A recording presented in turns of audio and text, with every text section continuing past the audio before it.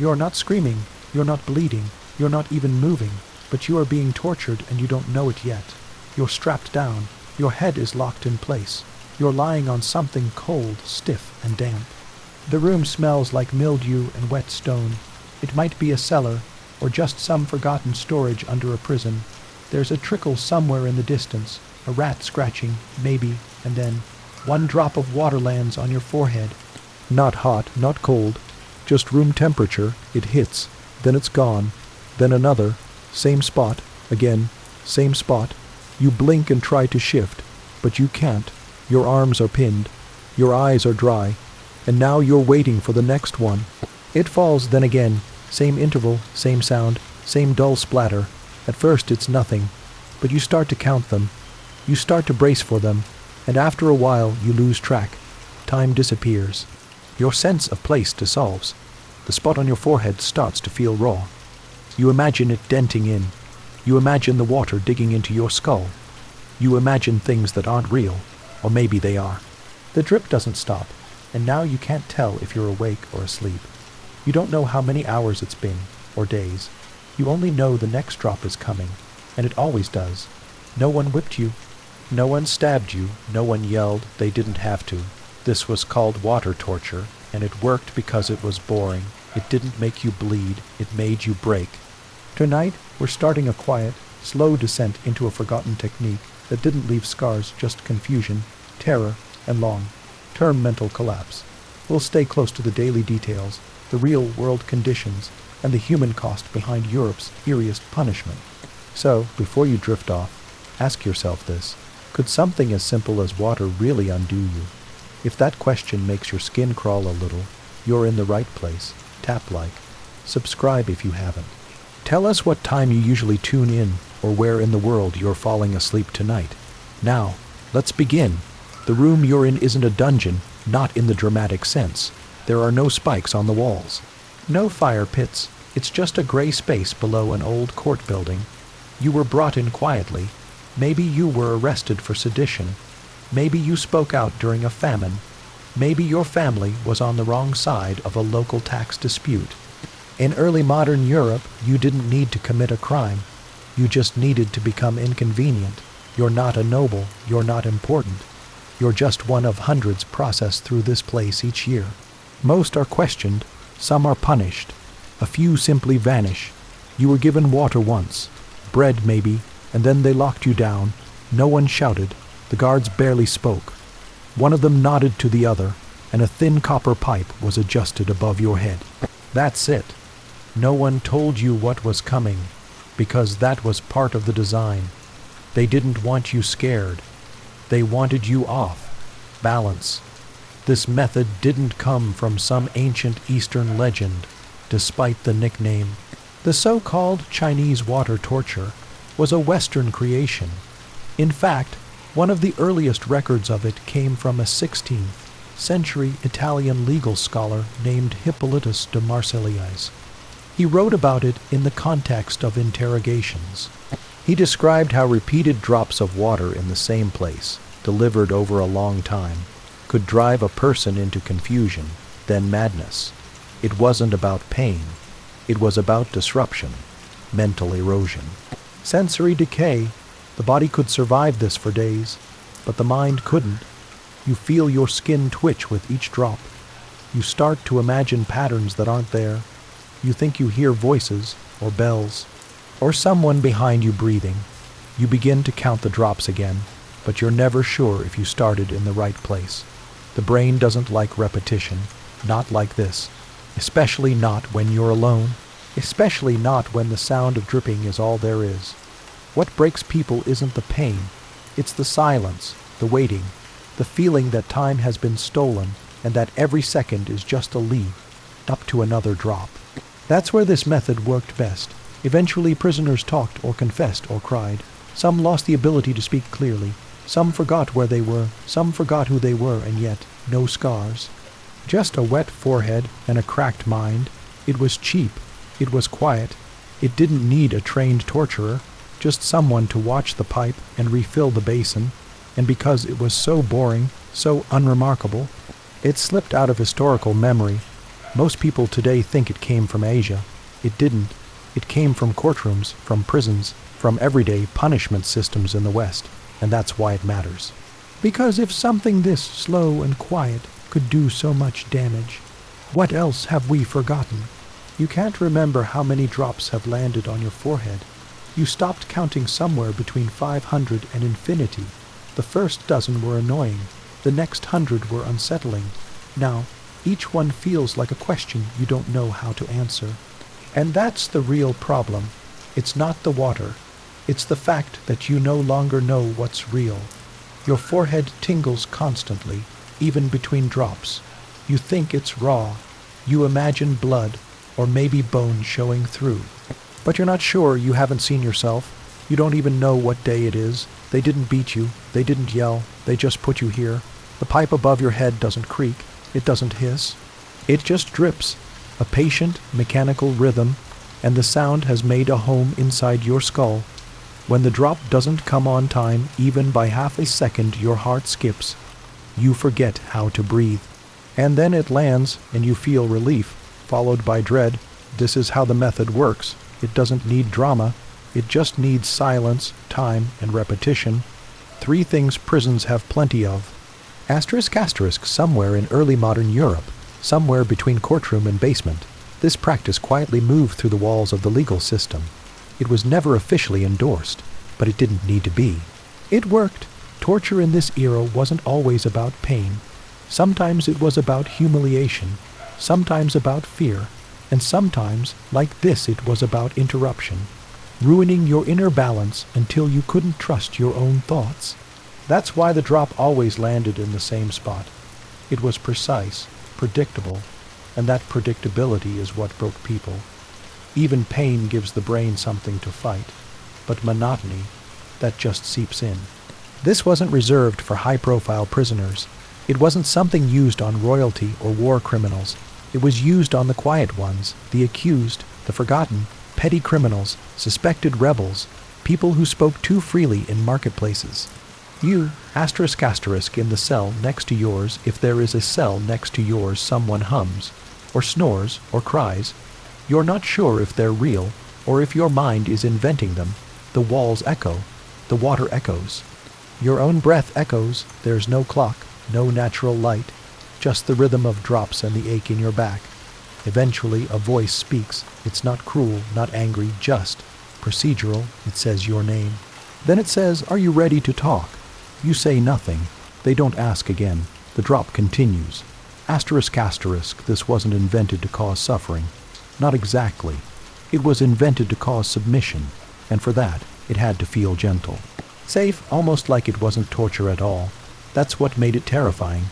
Historian accounts from the 16th and 17th centuries rarely mention this technique directly. Most of what we know comes from court transcripts, private journals, or second-hand reports. Some describe prisoners who began shaking uncontrollably after release. Others who could no longer speak clearly. A few who refused to lie down for the rest of their lives, terrified of being still.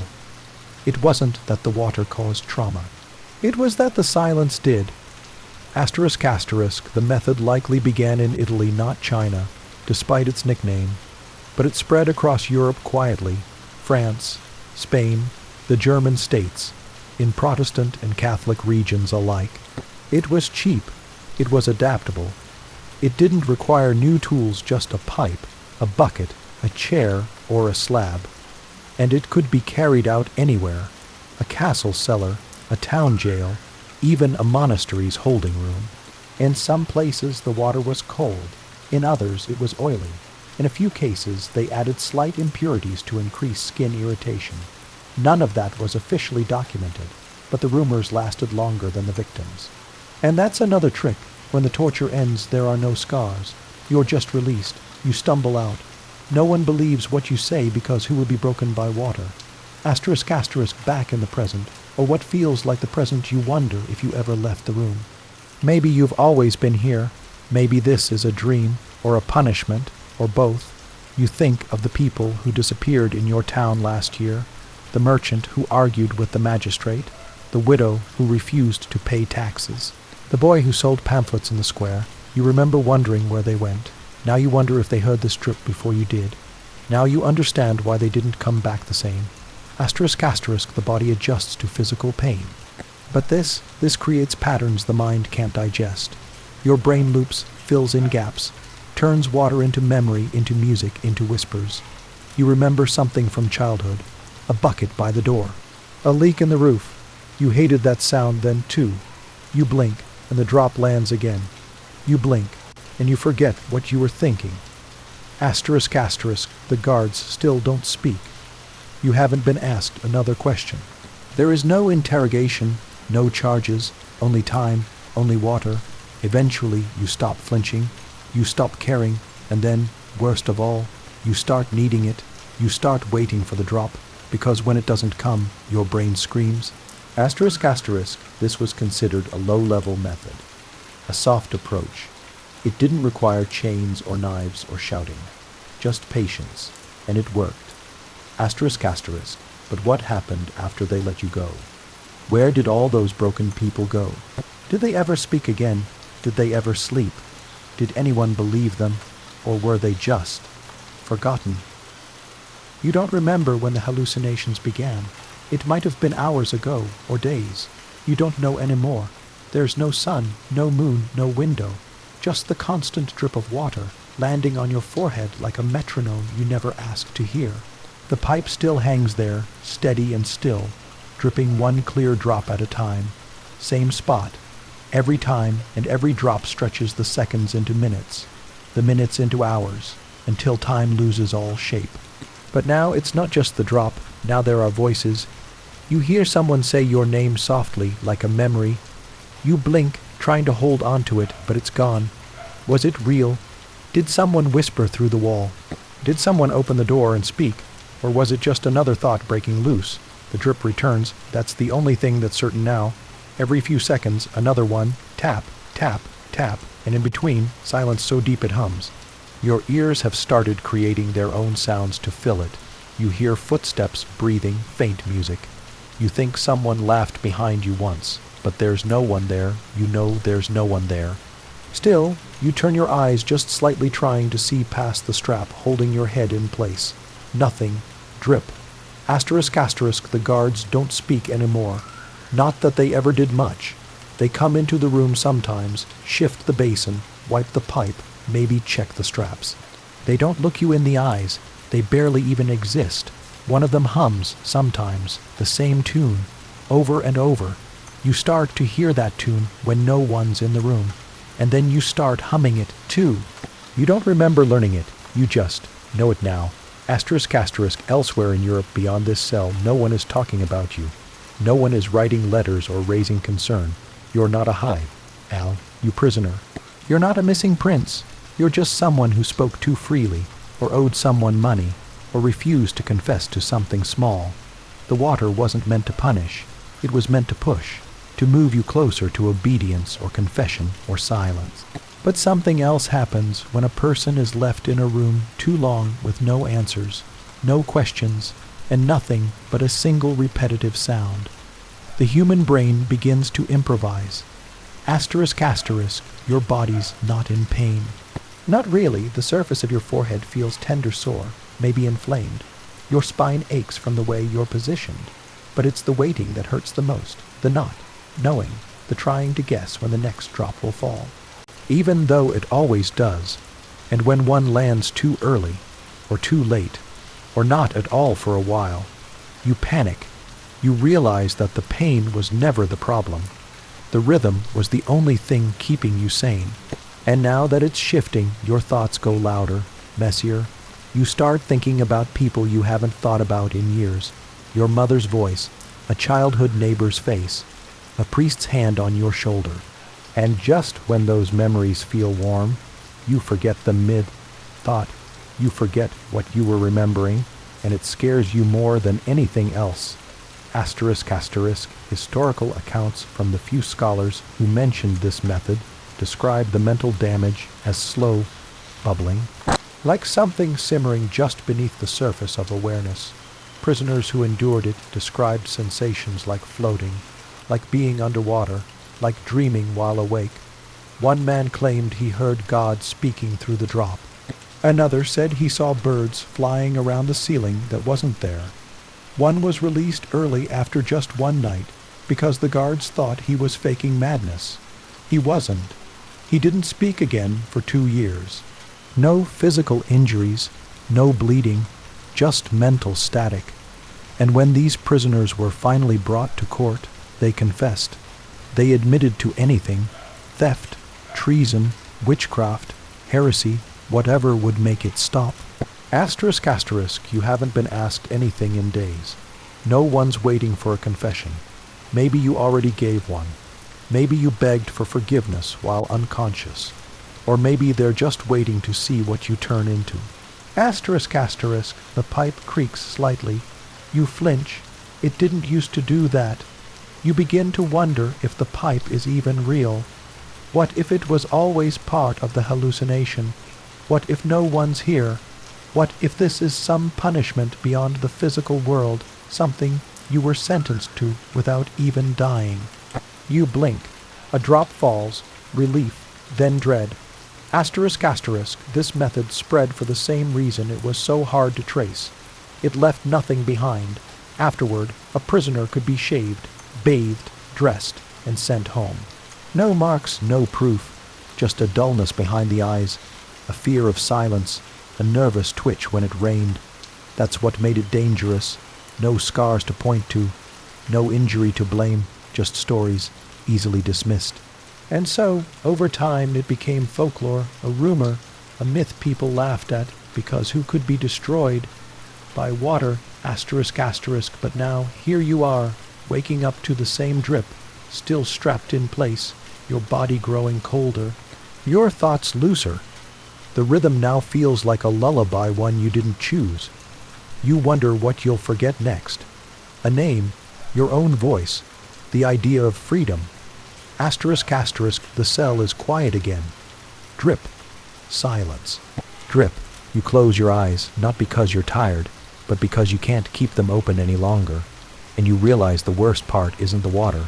It's that part of you wants it to keep falling. Because if the dripping stops, what's left? At some point after all the drops, the whispered hallucinations, the vanishing sense of time, something changes. The drip stops, just like that. You blink, once, twice, then you wait. You brace yourself, like always. You count to 3, then 5, then 10, nothing, no drop. You hold your breath without realizing it. The part of your mind that still works screams, finally, it's over.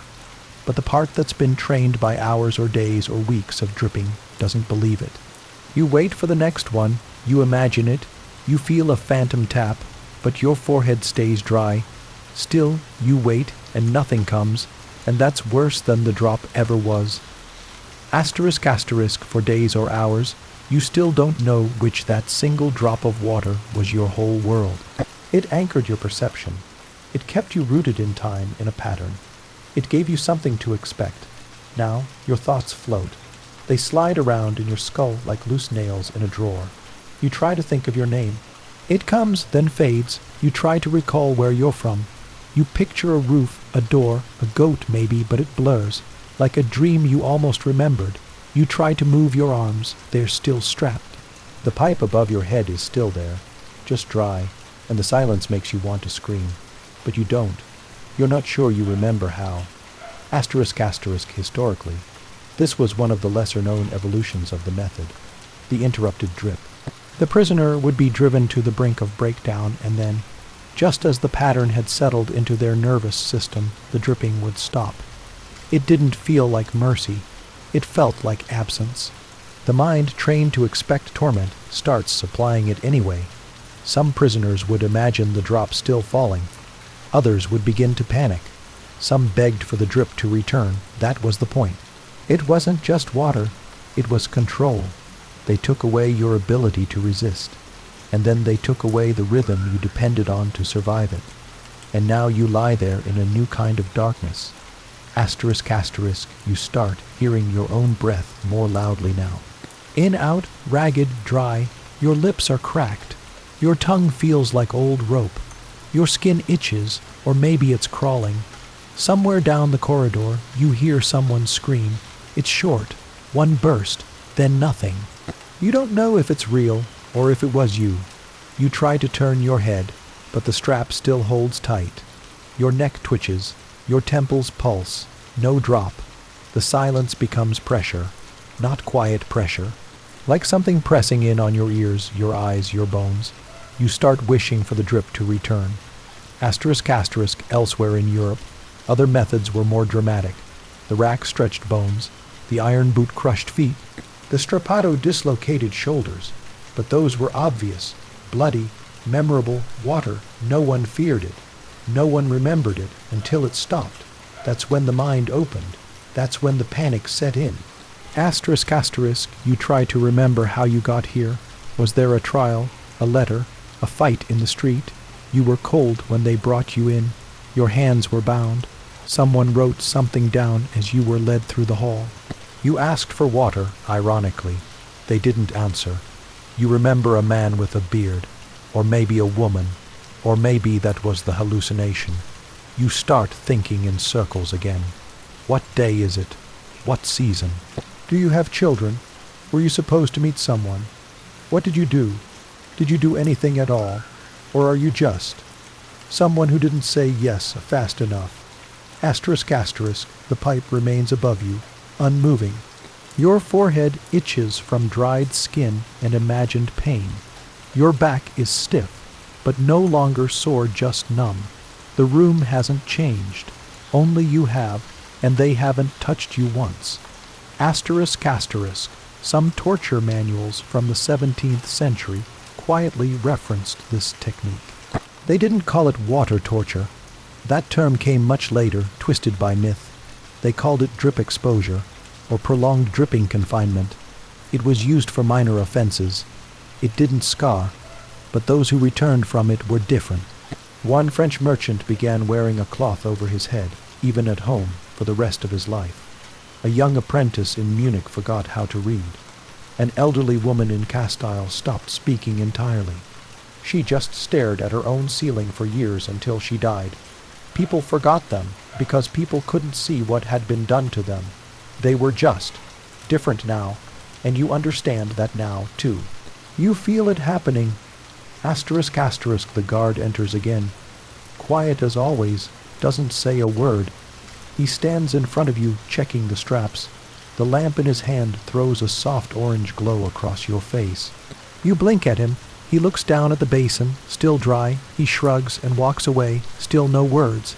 ***, you count the seconds. 1, 2, 3, nothing. 4, 5, still nothing. 6. You whisper just to see if your voice still works. It cracks. You try again, and then, for some reason, you laugh. Soft, broken, tired. Not because anything is funny, but because it's the only thing left. ***, somewhere. A door creaks open. You can't see it. You just hear it. Then footsteps. Then silence again. And in that silence, a single thought lands heavier than any water ever could. What if the drop never comes back? You keep counting. 10 seconds, 20, a minute. Still no drip. The pipe remains above you, still and dry, as if it was never active at all. You wonder if you imagined the entire thing. Maybe the dripping never started. Maybe this room was always silent, and your brain filled in the noise to give itself something to react to. That's how disoriented you've become. The silence isn't peaceful, it's loud, heavy, and full of invisible weight. Your heartbeat has taken the drip's place now, and you find yourself focusing on it like it's the only thing left that can mark time. You're not even sure if you're restrained anymore. You try to move a wrist, and nothing happens. You try again. Maybe you didn't move at all. Maybe you forgot how, or maybe you didn't try hard enough. Even effort feels vague now. The air in the cell smells like wet stone and fabric left too long in the dark. You're not cold anymore, though you know the room still is. Your body has stopped reporting back. It's like it's gone quiet on purpose, saving energy for whatever comes next. Your thoughts, however, have not. They're loud, messy, and scattered. You think about food, about dirt, about your father's hands, a street market, a woman in a doorway. None of it makes sense. You don't know where these memories belong, or if they belong to you. You picture a loaf of bread, you can smell it. Then it disappears mid. thought, replaced by the image of the stone ceiling. You blink and realize you don't remember closing your eyes. That frightens you more than it should. They haven't asked you a single question. No guard has demanded anything. There's been no offer of confession, no threat, no signature to sign. You realize this might not be torture for information at all. It might be maintenance, containment, something meant to keep you from doing or saying whatever it was that got you here in the first place. And it worked. You don't remember what you said. You don't remember saying anything. If someone asked you what you believed about the king, the court, the faith, you wouldn't know what to say now. You've been neutralized just by time and repetition and silence. That's the thing no one tells you. Water doesn't destroy you through pain. It destroys your confidence, your center, the part of you that says, "This is who I am." Because now, you're not sure you're anyone in particular. You're just a body in a room. The worst part is that you start wondering if maybe this is deserved. Maybe this is where people like you end up, not because of what you did, but because of what you refuse to be. You think back to the last day you were free. You remember walking. You think there was a market, or maybe a candle shop. You recall a voice shouting from an alleyway, someone you didn't help, or maybe someone you argued with. You're not sure if it matters.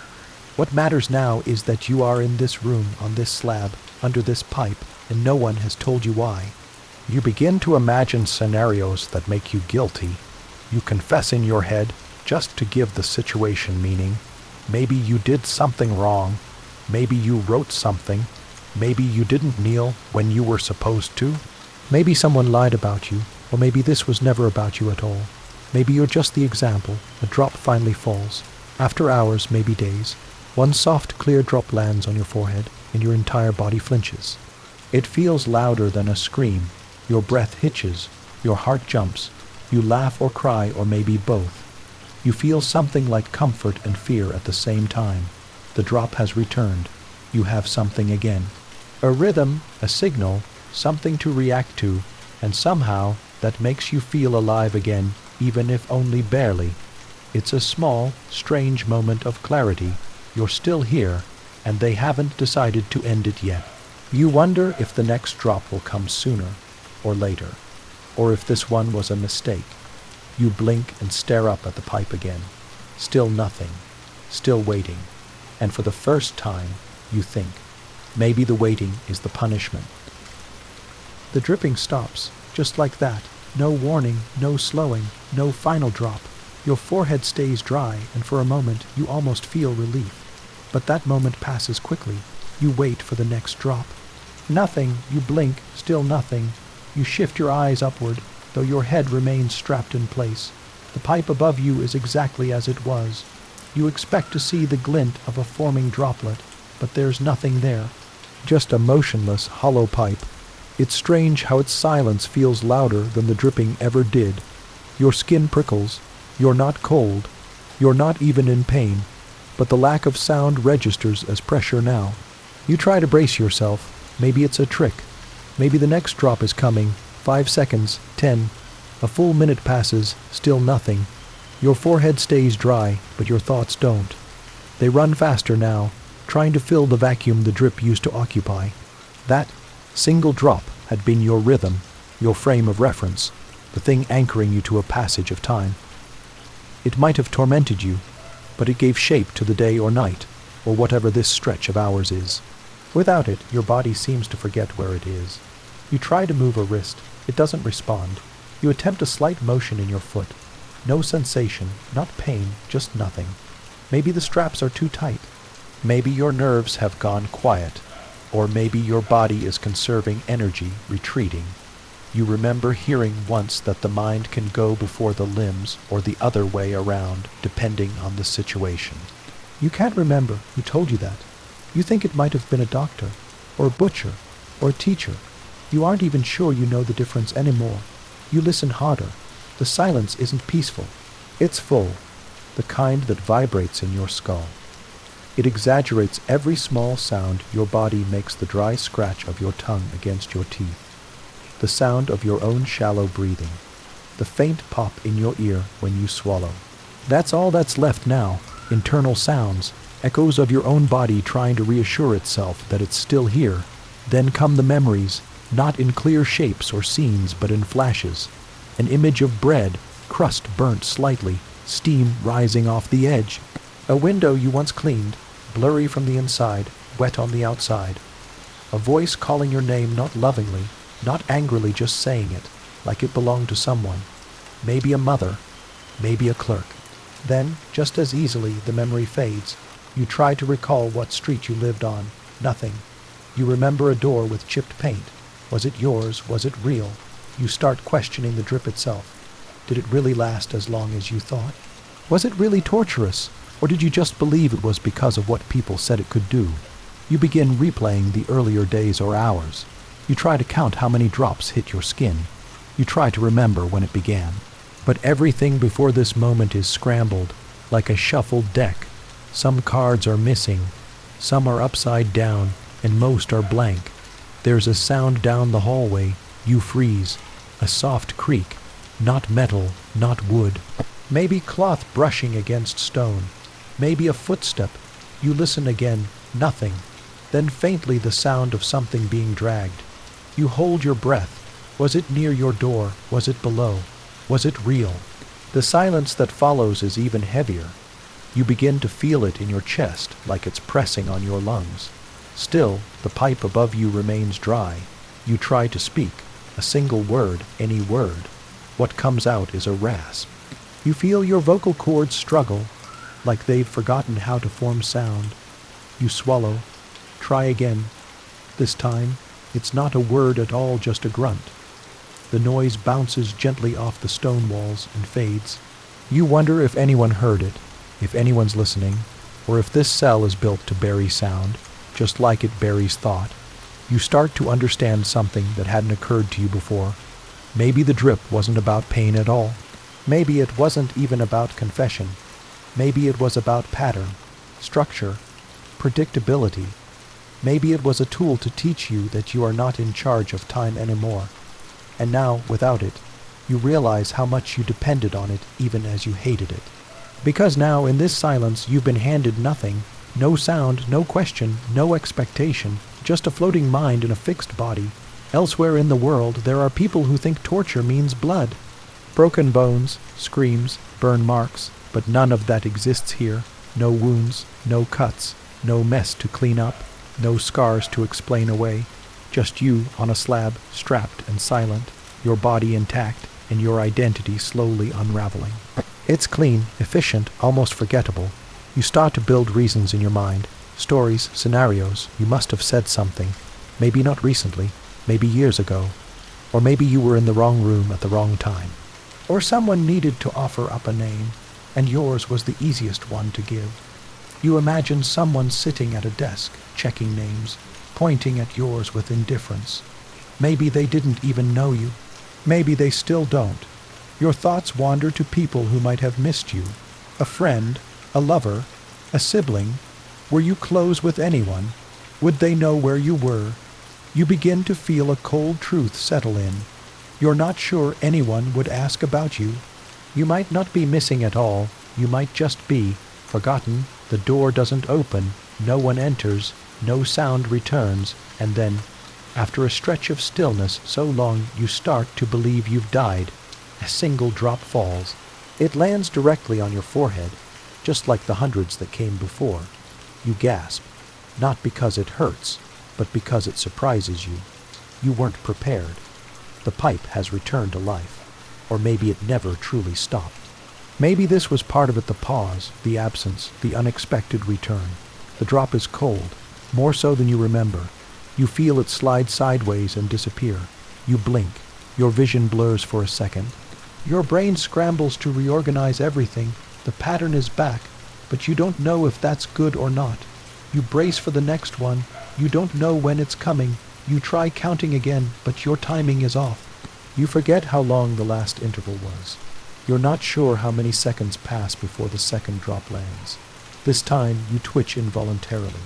Your body responds before your mind does. You inhale sharply. You feel your shoulders try to curl inward, but the straps hold you still. The rhythm is different now. unsteady, designed, it seems, to frustrate your expectations. Drops come sooner, then later, then in quick succession, then not at all for long stretches. You begin to see what they've done. They've taken the very thing you were just beginning to rely on again, and they've made it unpredictable. This is no longer a test of endurance. It's a test of perception, of focus, of obedience. You no longer get to hate the drop. Now you fear its absence, and worse, you fear its return. The guard enters again, silent as always. His boots make no sound. He carries a small torch this time. The light flickers across your eyes, and you squint. You can't remember the last time you saw fire. He walks around your slab, checks the strap at your ankle. He doesn't look at your face. His expression is unreadable. He glances up at the pipe. It drips again, on cue, as if to remind him it's working. He nods to himself or to someone unseen and walks out. You're not sure if he's real. You close your eyes. You feel another drop hit, then silence, then 2 more drops close together, then nothing again. Your mind wants to scream, but your body just lies there, still, obedient, silent. And suddenly you understand something that had been buried underneath all of this. You're not waiting to be released, you're being erased. You don't know how long it's been. You're not even sure if it's been hours or days. Sleep comes in short, shallow doses, and when you wake, there's no difference in light or temperature or sound, just the same slab beneath you, the same pipe above, the same room where nothing ever changes, except you. You used to listen for footsteps. Now you don't. You used to flinch when the door creaked open. Now it hardly matters. Sometimes it does open. Sometimes someone walks in. A man, always the same. He doesn't speak. He checks the pipe, adjusts the straps, makes no expression. He might be a jailer. He might be a doctor. You don't ask. You don't speak anymore, not because you're defiant, but because you've forgotten how to start. The drops still fall, but the rhythm is gone. There is no pattern now. Just long silences, short bursts, fake outs. 1 drop might fall, then none for an hour, or 3 might fall at once, then nothing for what feels like a day. You tried counting again, but the numbers started losing meaning. 30 seconds, a minute, 5. What does any of it matter when nothing happens after? No change, no questions, no end. You try not to focus on the pipe. You stare instead at a corner of the ceiling where the stone is cracked slightly. It's the only texture in the room that's not uniform.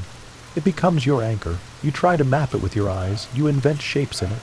At one point you see a leaf, then it looks like a bird, then it doesn't look like anything. You wonder how many other people looked at that same crack and saw their last thoughts reflected there. You start calling it the corner. That's all. It's not a name, just a word you repeat in your head to give shape to the hours. The corner is still there. The corner didn't move. Sometimes you hum, quietly. You can't remember the tune. It's not a song you ever liked, but it's in your head now. You hum it through your teeth, lips barely moving, and when you stop, the room feels louder than before. You start to miss your own humming. It becomes part of the routine, if there is such a thing anymore. Hum, count, wait, twitch, swallow, stare at the corner, feel the drop, repeat. No one has asked what you know. No one has accused you of anything. You begin to wonder if you were sentenced to something, or just placed. Stored like a misfiled document, you think about people you knew, neighbors, coworkers. You imagine their lives continuing without you. Someone must have noticed you vanished. Then again, maybe not. Maybe they thought you left town. Maybe you're not even listed as missing. You picture a street you used to walk, and you can't remember which way the door opened when you came home. There's a moment when you think the pipe is leaking faster. But it's not. Your skin is just more sensitive now. You feel the drops before they hit, or you think you do. Sometimes you flinch and nothing falls. Other times it lands and you don't react at all. It's not torture anymore. It's just happening. That's what breaks you in a new way. You're no longer reacting out of fear or resistance. You're reacting out of habit. The drip has become a reflex, and reflex is harder to fight than pain. You start imagining what the room looks like from the outside. Maybe there's a wooden door with a bolt. Maybe a hallway with other rooms like this one. Maybe yours is the first or the last. Maybe there's a plaque outside with your name, or just a number. You wonder if someone logs your condition daily, if there's a book somewhere with a line that says, "Subject received 27 drops. Subject was unresponsive. Subject did not cry out." You picture someone reading that line. Shrugging, turning the page, the hallucinations start again. You hear someone say your name. Clearly, you snap your eyes open. No one there. Another time, you think someone is breathing beside you. You feel warmth on your neck. But when you shift your head, nothing. You smell something once. Wood smoke, sharp and dry, like from a chimney. Then it's gone. You don't know what's real anymore, and you're past the point of caring. Reality has stopped being useful. At some point, someone feeds you. It always happens the same way. The guard, or whoever he is, comes in. He doesn't unstrap you. He holds a cup to your mouth. You drink what you're given. You don't ask what it is. It tastes like broth, but thinner, warm, slightly bitter. Then he wipes your chin with a cloth and leaves. No eye contact, no words. You don't thank him. He doesn't wait. Sometimes he comes twice a day. Sometimes only once. It doesn't seem to matter if you're hungry or not. You've stopped being part of the decision. You start having full dreams while you're awake. You don't sleep much anymore, but your mind does. You blink and you're somewhere else, standing on a frozen river, walking down a staircase you don't remember, watching someone else's child run past. These visions don't scare you. They're better than the pipe. Better than the slab. Sometimes you wish they'd last longer. You try to force them to return, but they slip away like water on stone. You think about escape sometimes, but not seriously. You imagine slipping the straps, finding a door unlocked, walking out into the night, but it's always vague. Your legs wouldn't carry you. You wouldn't know where to go, and no one would believe your story anyway. You don't even believe it anymore. You feel weaker than you used to. Your limbs are thinner. You notice your skin feels loose in places it didn't before. Your nails have grown slightly. You can't see them, but you feel it when your fingers twitch against the restraints. Your hair itches sometimes. You imagine it must be tangled, dirty, but you can't see yourself. There are no mirrors, no reflective surfaces. For all you know, you've already stopped looking like yourself. One night, if it is night, you hear something different. Not footsteps, not drops, a voice, far away, two people speaking. You don't understand the words. It's muffled like through stone, but it's there. It's real. You focus all your attention on it. It lasts maybe 30 seconds, then it stops. You wait. You listen. Nothing. You begin to question if it happened. You replay it in your head, trying to reconstruct what was said. You can't, but something in you shifts. It reminds you that other people still exist. You realize you haven't spoken a full sentence in. Days, weeks, you try now. You say out loud, "I'm still here." It comes out hoarse, flat, unnatural. You repeat it, a second time, a third. It doesn't make you feel better, but it makes the silence shorter. You wonder if this will be your life now permanently. No one has said it's temporary. No one has said anything. What if this is the sentence? Not death, not exile, just this. Motionless time, unpredictable water, and no answers. You realize something else too. You're not the same person who came in here. You don't remember what that person wanted, what they believed, what they planned. That person was loud, impatient, restless. You are none of those things now. Another drop falls. You don't flinch. You try to remember the first time you walked. Not today, not recently, ever, as a child maybe, your feet touching the ground for the first time. But no matter how far back you reach, all you see is this slab. These straps, that pipe, you try harder, think of a field, a street, a market. You know what they are, but you don't know if you were ever in one. Your memory is still there, but warped. It's like a list someone else made, full of events you don't connect to. You remember how bread smells when it burns. You remember the sound of a wooden gate closing, but you can't remember holding a loaf or walking through that gate. You're not sure those moments were yours. Maybe you heard someone else describe them once. Maybe the room is filling you with leftover memories from someone who cracked in here long before you. You've lost track of what your voice sounds like. You speak again, softly, to yourself. Am I real? It sounds theatrical when you say it, like a line from a bad play. You try another one. This isn't punishment, it's removal. That one sounds more accurate. You whisper it again, slower. This time it fits. The drip is still going. Not often, not predictably, but it never truly stops. Just long enough between each one to make you wonder if it has. You brace for it now without thinking. The skin on your forehead tingles, sometimes even when nothing falls. You're not sure anymore which sensations are real. You realize you've stopped dreaming. For a while, the visions came quickly. Memories, hallucinations, imagined escapes. But now, nothing. When you close your eyes, it's blank. A quiet black that used to frighten you. Now, it's a relief. Sleep is no longer something you wait for. It comes whenever it wants. You can't control it, so you stop trying. If your eyes close, fine. If they stay open, that's fine too. Either way, the room doesn't change. No one's asked your name. You thought they would. That there'd be some moment of interrogation, demands.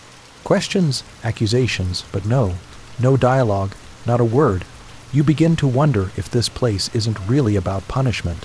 Maybe it's about studying you, watching the slow deterioration of a person without ever raising a hand.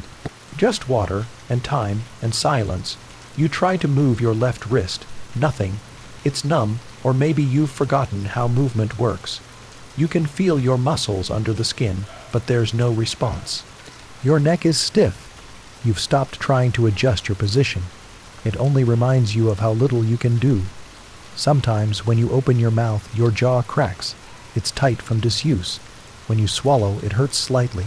There's a dry spot at the back of your tongue that no amount of water or soup seems to soothe. You don't complain. There's no one to hear it. The man still comes in, still feeds you, still says nothing. One day or night, he leaves the door slightly ajar, just a few inches. You stare at it for a long time. You can't see anything beyond it. Just darkness. A breeze doesn't enter. No new sounds. But the door is open. You wait. Maybe it's a test. Maybe it's a mistake. You're strapped down either way. There's no use pretending you could crawl out. But you still watch. You memorize the angle of the gap. You count the seconds before it swings shut again. 112. Then a soft click. Gone. You dream of that gap for days. You picture it instead of the pipe. You rehearse what you'd do if the straps were gone. Step 1. Sit up. Step 2. Touch the floor. Step 3. What? Run, crawl, call for help. What if there's no one out there? What if there's nothing? What if this room is all that's left? You begin to wonder what you did to deserve this, but not in a self-pitying way. In a practical way. Were you a traitor, a thief, a rival? Did you say something in a tavern? Did you steal from the wrong man? Maybe this isn't about guilt at all. Maybe you were just one of many names on a list. A bureaucratic error, an administrative decision no one questioned. You try to guess how long it's been. Your hair feels longer. You can't see it, but you feel it against your neck. Your fingernails scrape slightly now when you twitch against the leather strap. You've started to imagine time in terms of drops. If you guess a drop falls once every 2 minutes on average, and you've had tens of thousands of them, then it's been weeks, maybe months, maybe more. No one marks it down. No calendar, no tallies. You're not being kept. You're being faded. One night, the pipe stops again, this time for much longer. You wait, 5 minutes, 10, a full hour, maybe more. Still nothing. Your forehead dries. You forget the sensation of wetness. You almost miss it. You feel an emotion you haven't felt in a long time. Alertness, not hope, not fear. Just that old sensation of your nerves waking up, scanning. Something is changing. You listen. The room is silent, but you think you hear footsteps. Real ones. More than one pair. A conversation, closer this time.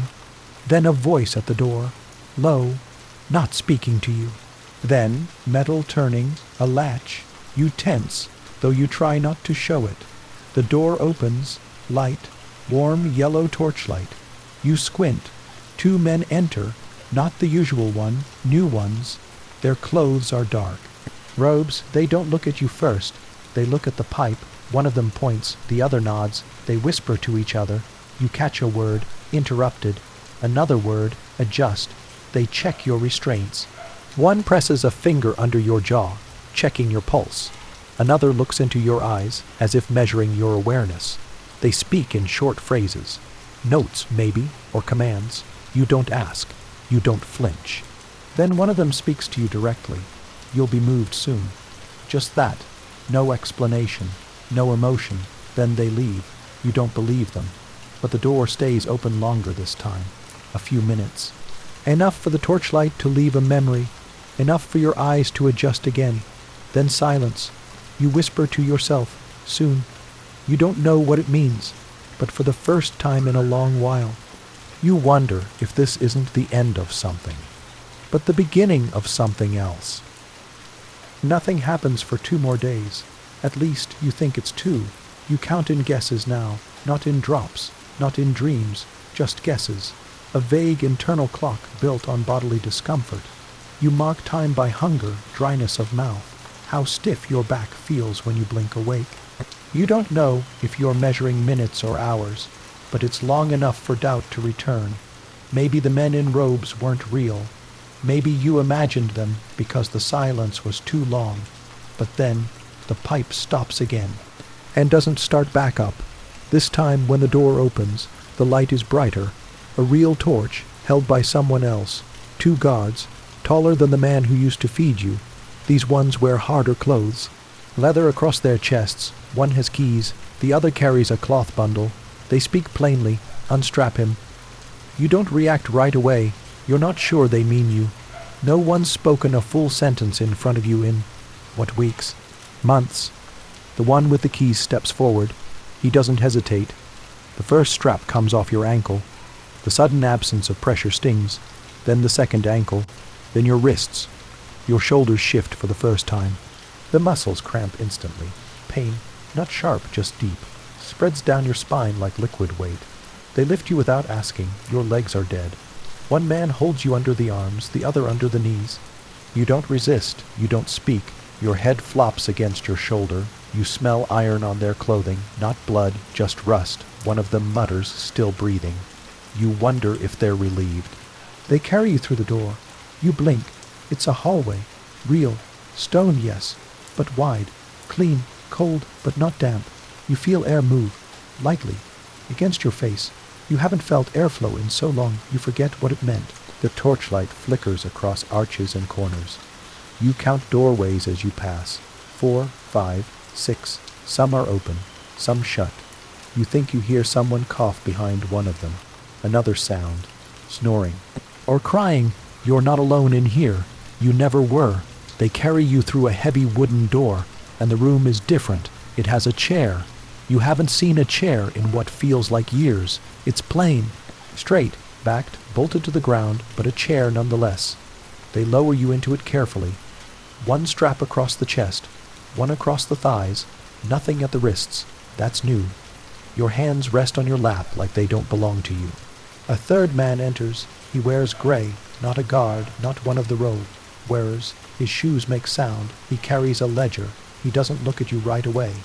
He places the book on a table, dips a quill into ink. The scrape of the nib on paper feels impossibly loud. He writes for a full minute, then finally looks at you. Your eyes meet. He says without emotion, "You've been through the first sequence. You lasted longer than average." You stare. He doesn't wait for you to reply. You'll speak when told. If not, you'll listen. If you sleep, we'll wake you. If you lie, you'll return to the slab. If you tell the truth, we'll decide what kind. His voice isn't cruel, just official. You don't know what they want. You're not even sure what you know. He flips the ledger toward you, points to a name. It looks vaguely familiar. A first name, a town, a trade. Something about fish. Or metal. You squint. Nothing registers. Do you recognize this? You try to answer, but your voice sticks. You open your mouth again, slower this time. No. It sounds wrong coming out. You feel your throat tremble. The man studies you, not like an enemy, like a teacher grading a slow student. You were observed under drip regulation for 36 days. Resistance remained high for the first 20. By day 24, your reactions faded. By 30, you ceased speech. Now you're pliant. That's acceptable. You think about what he just said. You were watched the whole time. They recorded everything, even your silence. He asks again, do you recognize the name? You shake your head. The guard behind you steps closer. His hand rests on your shoulder, not hard, not soft, just a presence. You say nothing. The man closes the ledger. That's fine. We'll try again later. He nods once and walks out. The guards stay. They don't speak. They wait until your eyes begin to close. Then one taps your cheek, just enough to wake you. You learn very quickly that sleep is now regulated. You're not allowed to go under. They keep you here in the chair for hours. Sometimes the gray man returns. Sometimes a new page is flipped toward you. Sometimes it's just symbols, maps, names, letters. You don't answer most of the time, not out of defiance, just because you don't know. Eventually, they let you sleep for short bursts. You never return to the slab, but you begin to understand that room wasn't the torture. It was the preparation. This is the purpose, and you haven't reached the center yet. You've only crossed the threshold. You're in the chair again, same one, same straps, chest and thighs, not wrists. Your hands rest freely in your lap. You haven't tried to move them. You don't see the point. Across from you sits a man in a new robe, dark green, thick at the collar. His fingers are stained with ink. His skin is smooth, no scars, no labor in those hands. He could be a scholar, or a clerk, or someone else who doesn't need to prove himself physically. You think you recognize him, but you're not sure. You've started imagining everyone on the table between you, bread, real bread, hard crust torn in half. Steam rises from the soft middle. It smells like yeast and salt. You stare at it like a stranger. The man doesn't touch it. He gestures at you. You don't move. He waits. You look at the bread again. Your hand rises slowly, shakily. You tear a piece off. It burns your fingers slightly. You put it in your mouth. The heat surprises you. You chew without tasting it. You swallow before your tongue has finished processing the texture. He smiles faintly. Good. He says, that's the test. He wasn't checking hunger. He was checking obedience. He says nothing else for a long time. You sit in the silence with him. Eventually he speaks. You were here for a reason. You blink. You resisted something. He continues.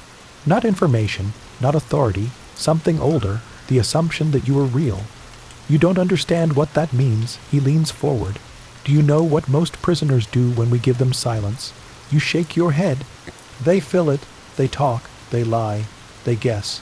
They confess to things they never did just to be heard. You stayed quiet. That, it turns out, was worse. He writes something down. You don't remember your job, do you? You don't. You don't remember what town you lived in. No. Do you remember who you loved?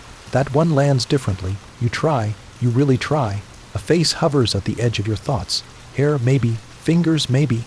Then nothing. The memory folds inward like damp paper. No. You whisper. The man nods again. You're ready. For what? You don't know, but you're not surprised. Later, 2 guards return. Not the same ones. These ones are quieter. One holds a stack of folded fabric, the other a bowl of water and a rag. They undress you, slowly. You don't resist. Your old clothes, what's left of them, are taken away, burned probably. You're bathed. The water is cold. The rag scrapes slightly. They're not rough, but they don't care either. They dress you in gray. Not a prisoner's rags, not a uniform, just gray, like the man with the ledger. Not cloth meant to punish, but cloth meant to erase identity, a middle state. You look down at your hands. They look older. Your fingernails are clean now, trimmed, your wrists thinner than you remember. You don't feel like you were ever a person who lived in a town, loved someone, ate meals. That seems fictional now. You are this. You are now. No history, no future. Only whatever comes next. You're moved to a new room. It has walls, yes, but also a bed, a thin one, wood frame, straw mattress, but soft compared to stone. A small window, barred, too high to see out of, but it exists. You spend hours staring at the light on the floor, watching it shift by inches. You've learned to measure time without clocks, by dust, by warmth, by your own thoughts drifting in and out like tide. You're not asked questions anymore. You're given tasks.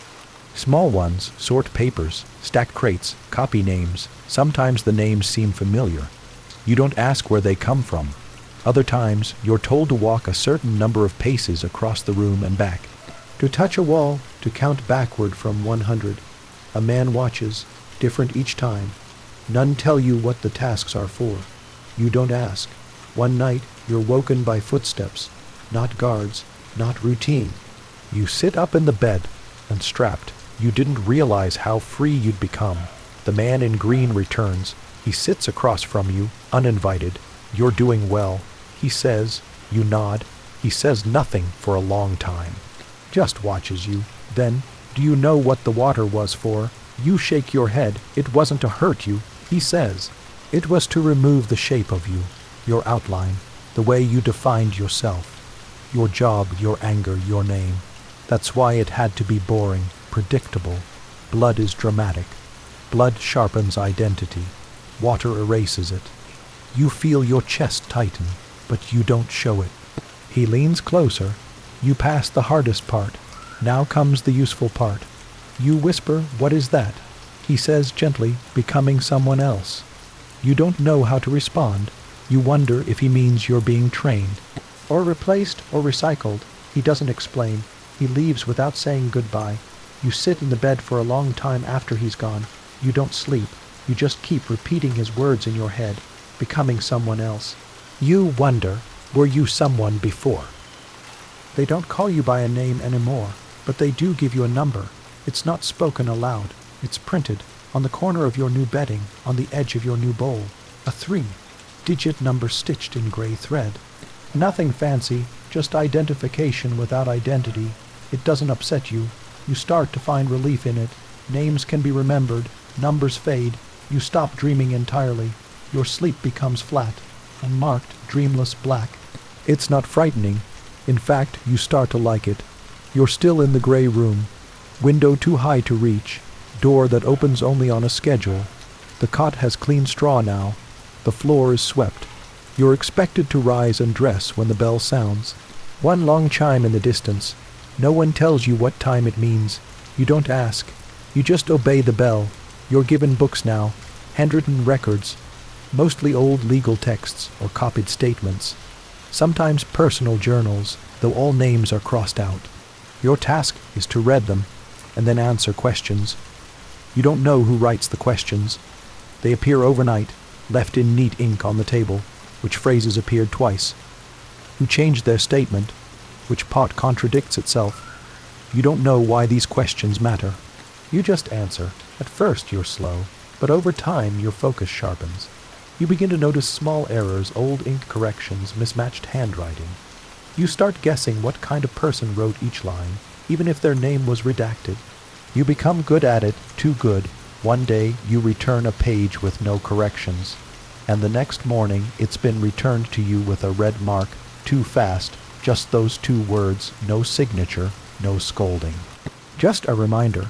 They don't want brilliance. They want process. So you slow down again. Pretend to miss a few obvious details. You don't know if they're testing accuracy or obedience, but you understand the rules now. You're not here to win. You're here to dissolve. You're sent to a new room once per week. It's larger, has chairs and tables. Others sit there too, dressed like you. Gray robes, numbered linens. Some speak. Quietly, but most don't. Some glance at you. Some look right through you. You're not sure if they've been through what you've been through. Some look broken. Others just look empty. You see one man press his hand against a wall for an hour without moving. Another arranges stones into spirals on the table and hums softly to himself. A woman in the corner traces invisible symbols on her arm. No one tells her to stop. You're told to observe, not to speak. So you watch, you notice things. The man who counts steps but never blinks. The girl who flinches every time the door opens, even though no one's yelled in this room. The old woman who seems lucid until someone mentions the pipe. Then she just stares ahead and whispers, "Not again." You say nothing. You start thinking of them not as people, but as versions, outcomes, like a chart you're meant to follow. You try to guess who's further along, who might get reassigned, who might vanish. Because some of them do vanish. You come in one day and 2 chairs are empty. No explanation, no one reacts. You don't ask, you've learned not to ask. Later the green, robed man returns, the one who fed you bread. He says nothing this time, just sits, waits you sit too. He watches how you hold the book. He watches what line your eyes settle on. He watches how long before you look up. Then he says simply, "You've flattened." You don't know what that means. But you understand the tone. It's not an insult, not praise, just a status. Flattened, a word like cardboard or road, or something that's been stepped on long enough to stop resisting. You begin your next task, copying. Not writing, not speaking, just transcribing words from one page to another, with exact spacing, exact shape. The original text is in poor condition. Ink faded, lines broken. You recreate it line by line. You're told not to interpret, just copy. Hours pass, days pass, one day a familiar word appears, a name, not yours, but close. Too close, you freeze. Your pen hesitates, you look around, no one watching. You underline it, softly. Just one line, the next day it's gone. Not the word, the whole page, removed from your desk, replaced with a new set of instructions. No deviation, no curiosity, just that. You copy the next page perfectly, no marks, no memories. You start wondering what would happen if you failed on purpose. If you ruined the page, missed every line, scribbled nonsense, but you know the answer. You've already met the pipe, and there are worse things than boredom. One day, you're given a new assignment. You're told to write your own record, from scratch. They give you a blank sheet, no prompt. You sit at the table, hands still, for almost half an hour. You don't know what to write, not because your thoughts are blank, but because they're too quiet. Eventually you begin. My hands used to hurt from cold. I remember firewood. My fingers cracked. Someone told me to wear gloves. You stop, look down. Those aren't facts, those are shadows. You keep going. I think I had a brother, or a neighbor who talked like one. He threw stones at a barn wall and said it made the ghosts go away. You pause again. Is any of this real? Is it allowed? The next morning, the page is gone. No punishment. No reply. But that day, during mealtime, you get bread again.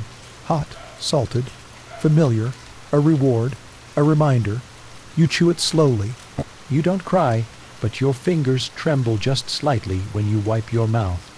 Later that night, as you lie flat in your cot, the thought creeps in, what if there never was a brother? What if the story about the barn wasn't yours? What if your memories are only what the room let you keep? You turn toward the wall. It's just stone. You press your fingers against it. Cool, smooth, real. You whisper to it, "Tell me who I was." But it stays quiet. And so do you. There's a reason the water method worked. It wasn't ancient. It wasn't theatrical. It didn't involve blood or fire or visible wounds. That's why it lasted longer than most methods. Why it left no clear trail behind. Because people didn't talk about it. Not proudly, not in songs, and certainly not in court records. But it existed. Across early modern Europe, particularly in the quieter courts of the 15th and 16th centuries. New philosophy of punishment emerged. Less spectacle, more permanence, no more burning someone in a town square. That brought attention, sympathy, even fame. This was different. This method erased a person in silence. Judges and inquisitors started to favor mental unmaking. A punishment not of pain, but of confusion, identity loss, memory bleed. Water was ideal. It was clean, cheap, repetitive, and most of all, quiet. They never called it torture. They called it extended observation, or post-detention clarification, sometimes just drip therapy. On paper, it didn't look so bad. No scars, no dislocated joints, no missing fingers, just a man in a room with a pipe. The first known reference comes from an obscure 1587 prison manual in the Low Countries. It reads, "For the prisoner who speaks only lies, let a small drip of well. Water be arranged over the brow, falling irregularly. In time they will open." But it didn't always make people talk. Often, it made them forget what they were supposed to say in the first place. And that was useful too. You think about that now, in your small bed, in the silent room, not because someone tells you to, but because you've been noticing patterns, the routine, the architecture, the careful, repeated questions. They're not trying to punish you anymore. They're trying to see what happens after. They're testing how long it takes for a person to accept replacement. How long before you obey not out of fear, but familiarity. In the past, the church called it purification. The courts called it rehabilitation. But the guards here, they don't call it anything, because the goal isn't to name the process. It's to make sure you forget it ever started. Your schedule now includes exposure sessions. That's what they're called. You're taken to a white-walled chamber with a small desk. They hand you scrolls of old laws and ask you to summarize them. But you're not told what language they're in. Some are familiar, Latin, Old Dutch. Others are stranger, variations you can't place. You summarize them anyway. A man takes notes. He never tells you if you're correct. Sometimes he nods, other times he simply leaves before you're finished. You wonder if he even reads your writing, but you still do the work. One day, you're handed a strange booklet. Inside it, hand-drawn illustrations, a man sitting beneath a pipe. A bucket, a basin, a chart measuring reactions by hour. You blink, it's you, not literally. But the process you lived through, you run your fingers over the sketch. You notice the details they recorded, eye movement. Speech drop, off, emotional response, vacant. Someone has diagrammed your collapse. This is the first time it occurs to you that you weren't just a prisoner. You were a case study. You flip the page. More sketches, diagrams of restraint straps, angles of drip tubes, notes about limbic dissociation, and then a phrase you remember, flattened. It's underlined. They've been using that word long before they said it to your face. You sit in silence, the booklet in your lap. No guards, no handler, no instructions. You're left alone for nearly 2 hours. You don't run, you don't scream, you don't even close the book. Eventually, someone knocks twice and opens the door. The same man in the ink-stained robe. He doesn't speak, just gestures toward the hallway. You follow. Your legs move without strain. Your eyes don't dart. Your heartbeat stays steady. You're ready, at least. They think so. You start your morning as always. Wake up to the clang of a distant bell. Swing your legs off the cot. Place your feet on the stone floor. The same 6 steps to the basin. Wash. Fold the cloth. Wait. A silent man appears in the doorway and points. You follow. No one says your number. No one says your name. You're walked down a new hallway, one you haven't seen before. The floor is cleaner, not just swept. Polished. You smell ink, heated wax, oil from lamps. You pass open doors where quills scratch against parchment and pages are copied by candlelight. You aren't in the cells anymore. This is an administrative wing. The machine behind the silence, the desks behind the pane.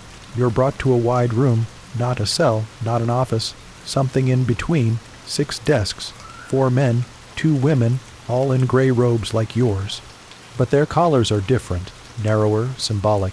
You recognize the difference now. Collar shape, stitching. These people weren't punished like you. They were trained. You sit. You're handed a file. It's not about you. It's about someone else. A man with a name, an age, a town you've heard of. There are details. His profession, known contacts, suspected associations. You're told to process the intake form. Review inconsistencies, flag deviations, the questions they trained you with, the contradictions, the pattern. Finding, this is where it's used. You now see it. The long game. They didn't need to punish you to punish you. They needed to make you accurate and small. Your job now is to identify the lies in someone else's life. You begin slowly.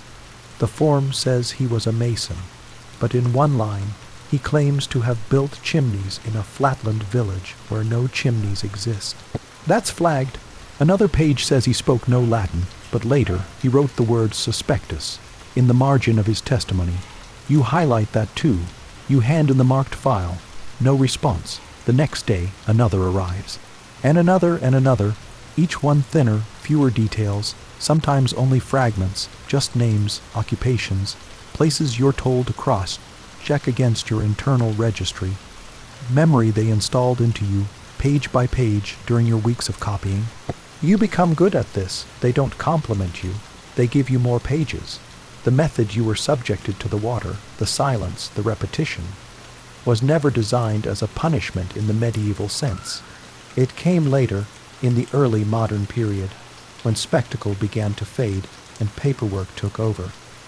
By the 1600s, several regions of Europe were developing a more controlled approach to social discipline. The goals of interrogation shifted, less about retribution, more about containment. Authorities wanted not just confessions, but usable data, networks, affiliations, threats to order. In Dutch and Habsburg territories, records show signs of water-based psychological weakening as a tool for administrative interrogation. Unlike Spanish Inquisition methods, which often relied on direct physical coercion, these northern courts leaned toward procedures that would be less visible to the public, less legally questionable, but more drawn out. The point of water torture wasn't agony. It was to interrupt time. When a man doesn't know if 5 minutes or 5 days have passed, he becomes pliable. Forgetting names becomes easy. Admitting to impossible things becomes easier. Believing you were always a number, never a person, becomes logical. That mental erosion is more efficient than injury. This wasn't a rogue practice. It was quietly organized. Architects designed basins and drip systems. Physicians recorded the psychological responses. Clerks tracked the behavioral shifts. And after the worst part ended, survivors like you were funneled not back into society, but into service. The broken became functionary. Why waste an emptied mind? You start to see this clearly now. One afternoon, a man at a neighboring desk passes you a note. It's not forbidden but uncommon. It simply reads, asterisk, how long were you under the pipe? Asterisk, you don't answer. You don't even look at him. The next day, he's not at his desk. You ask no questions. You keep marking files. You begin to forget your own sequence, not because it was erased, but because it's irrelevant. You don't process your own pain anymore. You process someone else's. You start thinking in boxes, timelines, risk indicators. You stop wondering what a confession costs, because now, asterisk you asterisk, build the shape of them. One day you're asked to assist with a session, a real one, not a form, a living subject. You sit behind the mirror, on the other side, a man, young, tired, confused. He's strapped to the familiar slab. You feel nothing. A voice in the next room explains the calibration of the pipe. The intervals are irregular on purpose. It induces deeper uncertainty. They discuss how long to go before removing him. You make a note. You observe how long it takes before he begins murmuring, then weeping, then going quiet. You know this cycle. You chart it from the outside. Someone brings tea. You sip it. They ask if you'd like to assist with post-sequence review.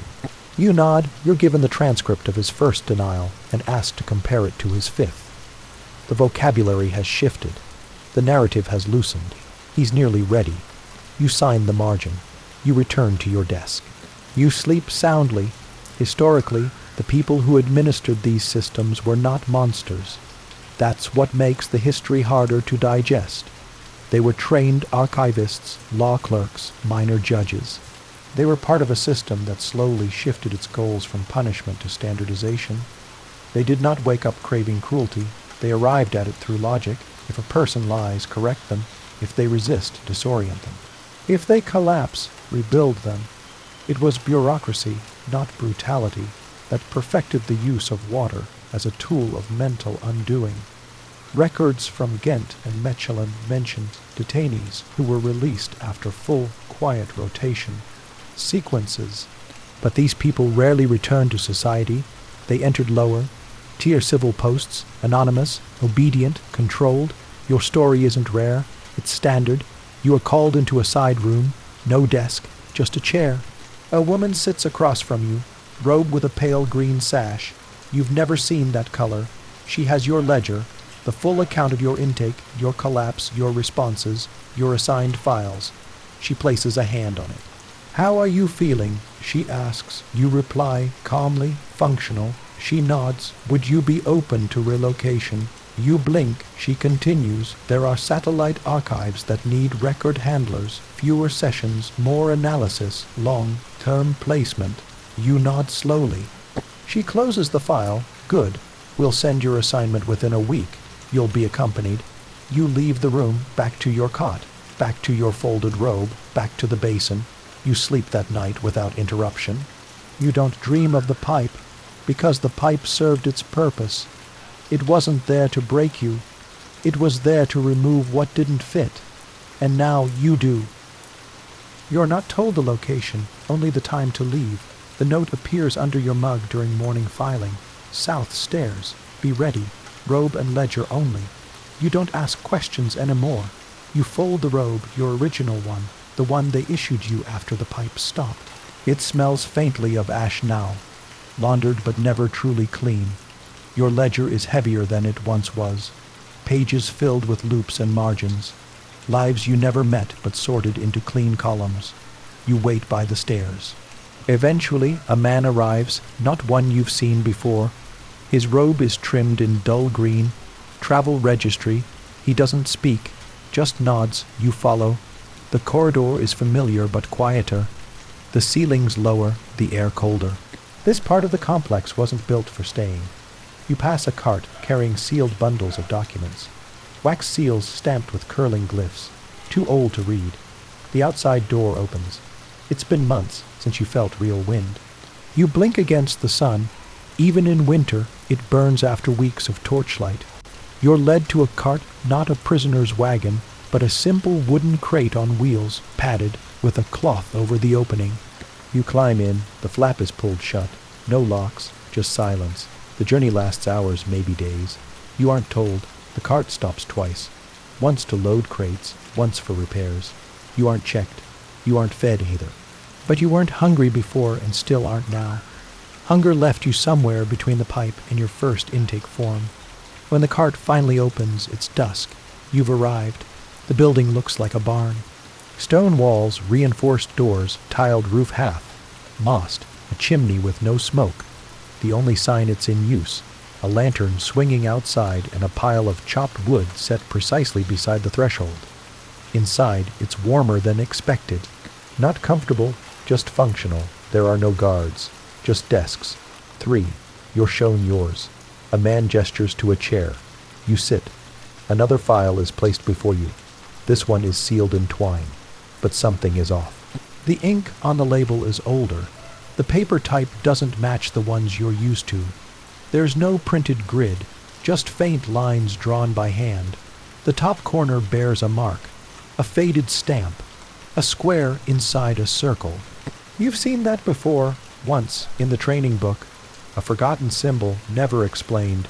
You look at the date, 1641. You blink. They've assigned you an unfinished case. It belonged to someone else, someone like you.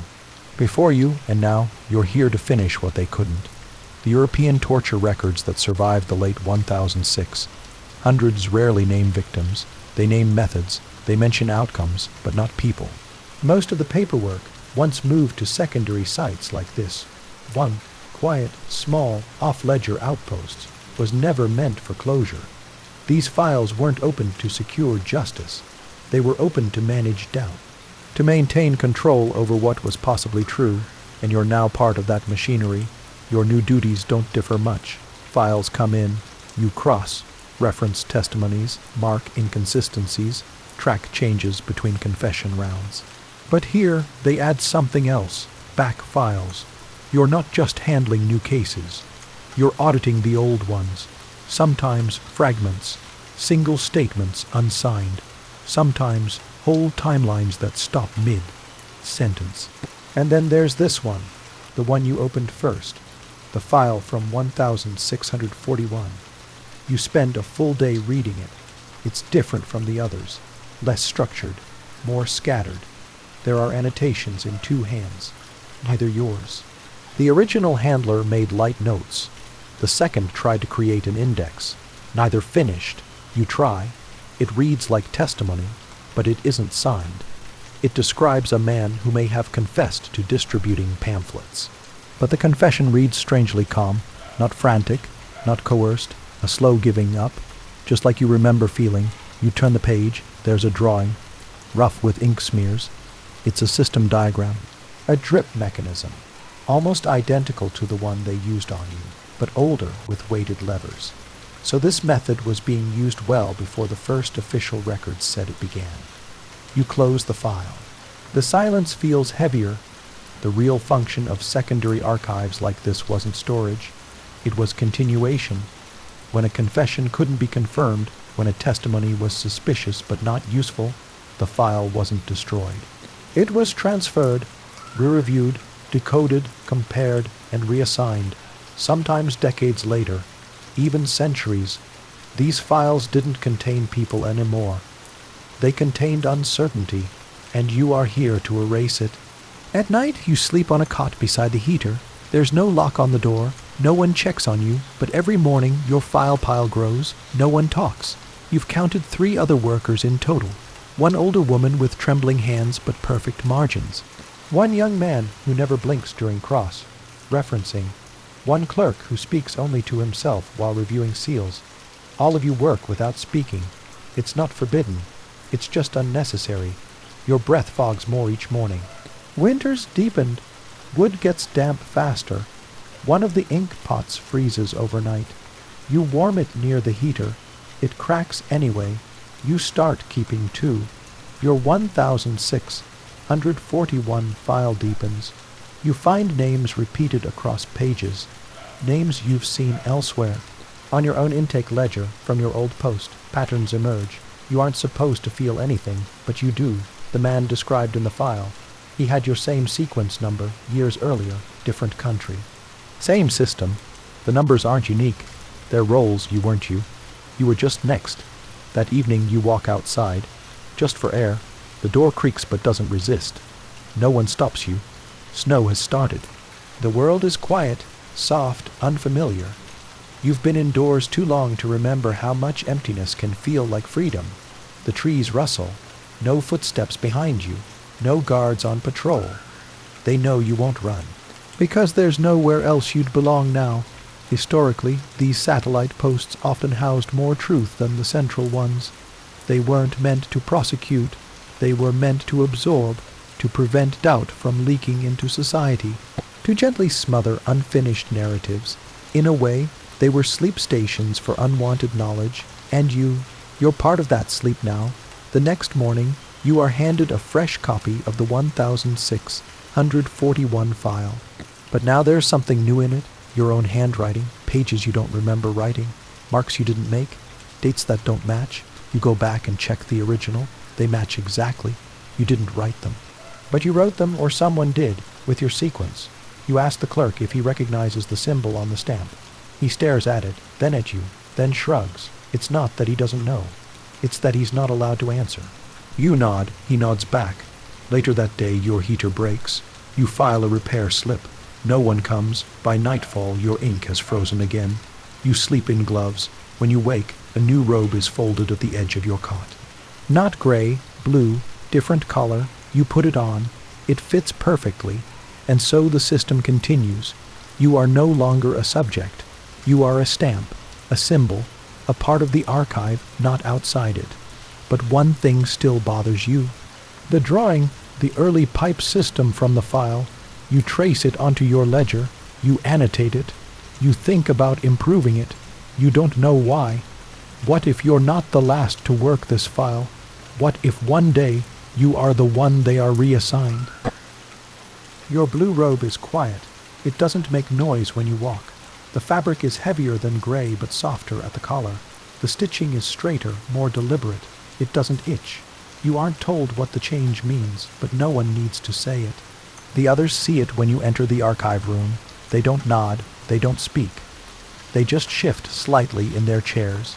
You've been moved up. The blue robe means responsibility, but not authority. You're not in charge, you're just further inside. The files you now receive aren't requests. They're accessions, pieces of the archive that haven't been looked at in decades, maybe longer, some sealed in wax. Some packed in cloth, one wrapped in layers of string, brittle with age. They arrive silently, just like everything else. You aren't told who sends them, there are no signatures, just a mark in the corner of each cover, a blue stamp in the shape of a key, not quite centered. The first time you cut one open, the paper inside tears slightly, too dry, it flakes. You work carefully after that. This new batch doesn't contain torture sequences, not directly, they're about transfers. People who were moved between facilities during a time when most centers weren't officially mapped. Men whose testimonies were started in one region and finished somewhere else. But no explanation why. The paperwork isn't complete. Some are only fragments. Others are full confessions that make no sense. One says, "I never met him, but I answered for him."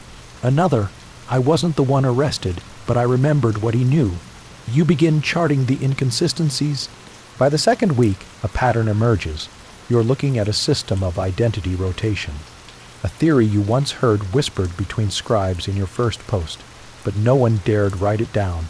The idea that multiple people were trained in similar detail. To respond as the same person, not impersonation, that would be messy.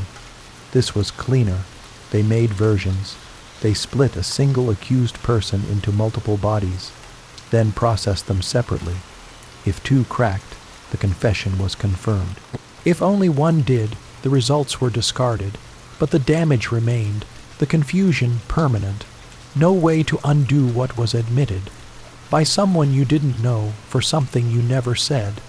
This wasn't madness by accident. It was madness as method. You find a log of sequence pairings. Names redacted, numbers only. Yours is in there, twice. That means you had a counterpart. Someone, somewhere, who also wore your sequence, your memories, your profile. And either they cracked, or you did, maybe both. There's no record of the outcome. Just a thin note in the margin, case closed, primary absorbed. You wonder if that means you were the primary, or the other one. You wonder which version you are. Then you close the file and move on. Historically, this identity fracture system was never acknowledged in official records. But it appears in letters, in edge notes, in discarded tribunal scraps. In 1682, a clerk in Antwerp wrote, "We've decided it's safer to split men than to lose leads.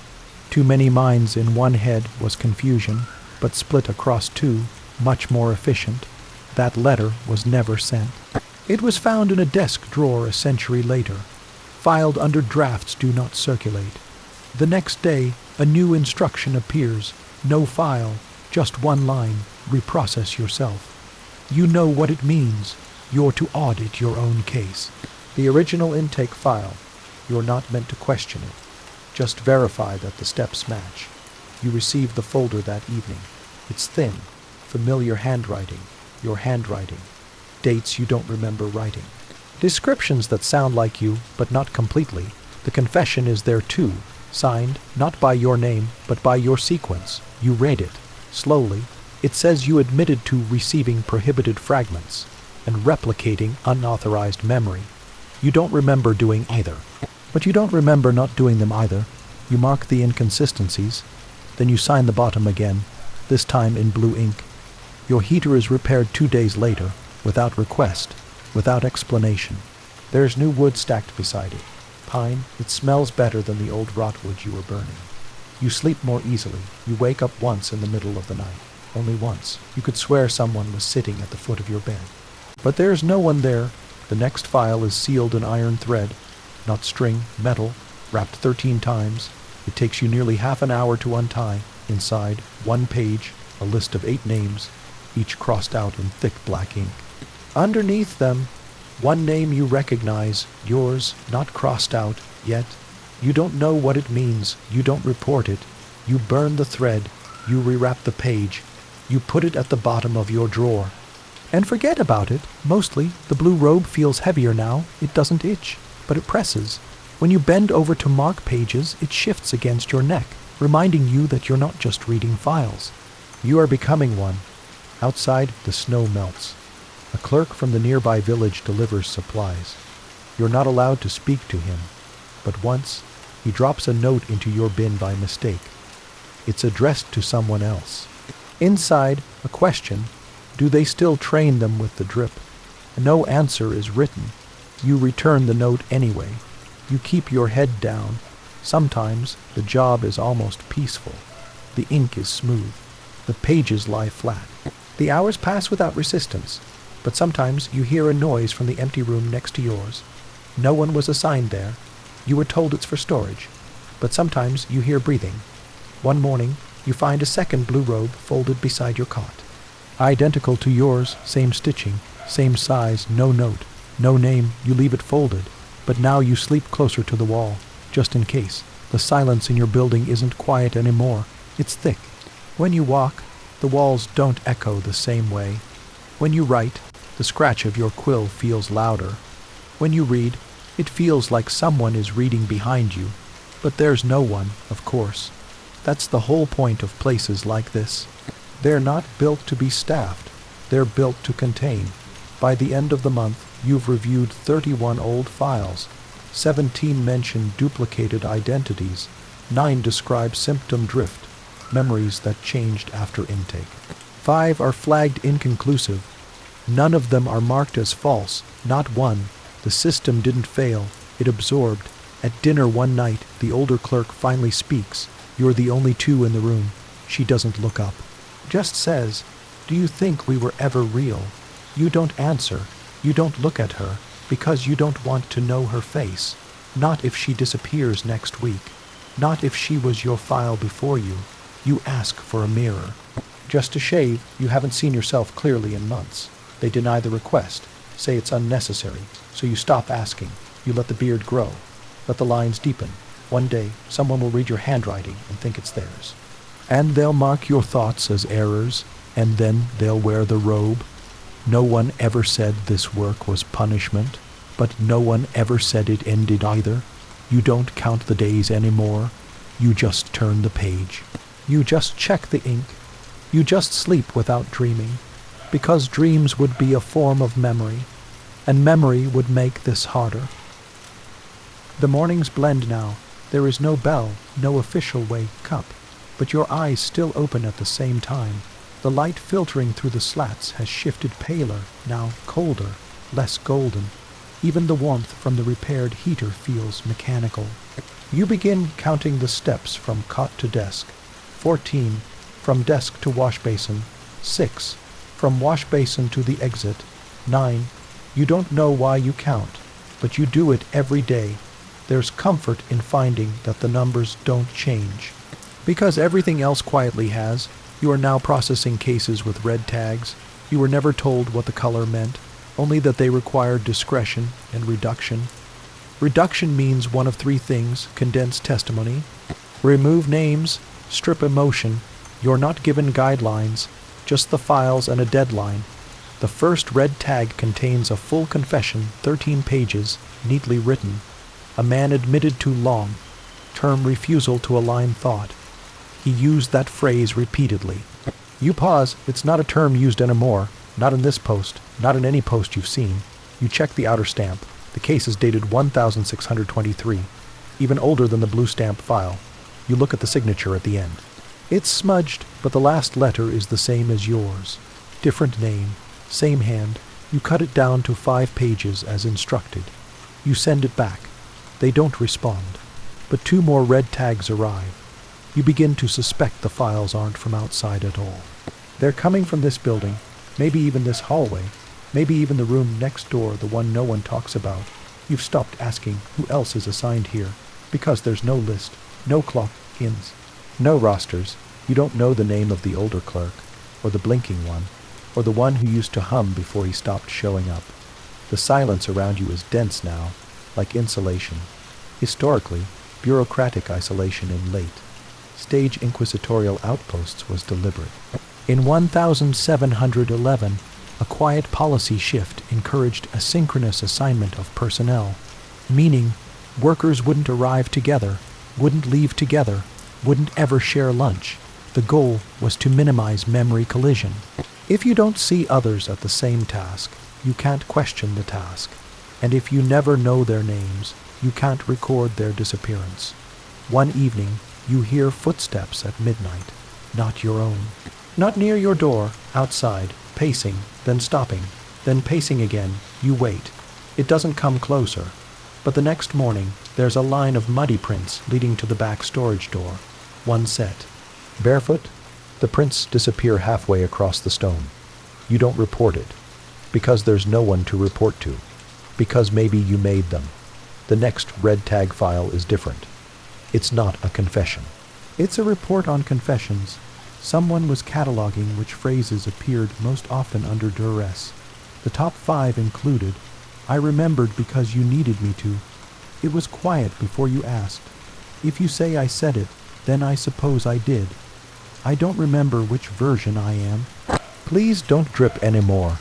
You freeze on the last one. The paper isn't signed, but you know that phrase. You may have whispered it. You may have heard it. The file notes that phrase as highly suggestible and frequently replicable. Meaning, easy to plant. Even easier to believe. You read. Line it per instruction. You edit it down. You send it forward. You begin forgetting simple things, not out of confusion but out of practice. What day it is. Whether you've eaten. Whether your last robe was gray or if that was just a dream. You check your own handwriting and doubt it. Not because it's wrong, but because it's familiar in a way that feels assigned. Sometimes you think about the other version of you, the one who had your number before you, or the one who shares it now elsewhere. Do they also write with a slant? Do they also pause before the 3rd paragraph? Did they also wonder how long you could stay in a room before becoming part of the walls? You find a file labeled Recall Candidates. Inside, profiles of people who had once been cleared, then suddenly called back in for reprocessing. Their files were supposed to be destroyed, but weren't. A list of reasons is included. Memory clarity, too high social readaptation, failed witnessed archival error, became aware of drip source. You pause. There's a sketch of the drip mechanism. Your breath tightens. The sketch includes a small note. Do not let them know it's water. The uncertainty matters more than the liquid. You sit still for a long time. By the 3rd week of red tag assignments, you begin trimming without reading. It's not laziness, it's preservation, because the longer you look, the more likely you'll see something familiar. A signature, a symbol, a mirrored thought. You understand now why the older clerk asked if she was ever real. It wasn't philosophy, it was an audit question. Late one night, you dream of the pipe again. But this time, you're holding the lever, not under it. You're applying the drip to someone you can't see. And as each drop falls, you whisper, "You need to forget this part." You wake up cold. But you never fell asleep. The next day, your drawer contains an unlabeled envelope. Inside, a mirror, small, cracked, not new. You weren't supposed to have one. You almost throw it away, but you don't. You turn it to your face, and something inside you winces. You don't recognize yourself. You look like someone meant to be forgotten. You put the mirror in the bottom drawer and promise not to look again. You revise 15 more files in silence. You count the steps again. Still 14, still 6, still 9. But on the 10th night, the numbers change from cot to desk. 15. You measure again. Still 15. You didn't move the cot. The desk didn't shift. So either the stone floor changed, or your memory did. You change your notes. You don't report it, because no one would answer. You wake the next morning to a new robe. It's not blue. It's gray again, but newer, clean, almost white. A note attached reads, "Observe, but do not record. You'll be moved soon." You don't know what it means, but you know not to ask. You put the robe on. It fits too well, and still, every file you receive now references water, not always directly. Sometimes it's the mention of dripping, or erosion, or soft repetition. But it always comes back to the slow process of reshaping something that once held form. Just like the minds described in the files, just like yours, you begin to see water not as a method of pain, but as a method of shaping memory, gently, until it isn't yours anymore. You no longer remember when the hallway light changed. It used to buzz. Now it doesn't. It used to flicker. Now it glows steady. It might have been replaced. Or maybe your ears stopped registering the buzz. Maybe your eyes adapted to the flicker, or maybe someone else came in the night and corrected what you weren't supposed to notice. You stop keeping track. It's easier this way. Your new robe remains gray. It blends into the walls. You understand now why color assignments are so powerful. Not because they signify status, but because they tell you how to behave. When you wore blue, you sat straighter. You read more carefully. You questioned more. Now, in gray again, you shrink back into obedience, back into silence. You were moved up. Now you've been moved back, without explanation, no warning, no punishment, just reclassified. And the only real punishment is knowing you accepted it without a word. The work doesn't stop. It never stops. The files are different now, not red, tagged, no color tags at all, just a number and a note. Process in order received. You do as instructed. Each file contains fragments, half, finished reports, misfiled observations, broken lines of testimony. One even includes a child's drawing of a water droplet with eyes. Underneath, in large, uneven script, it talks if you wait. You're not sure if it's metaphor or memory. You're not sure if it matters. You process the file anyway. In the early 1700s, some European institutions experimented with inverted custodial logic.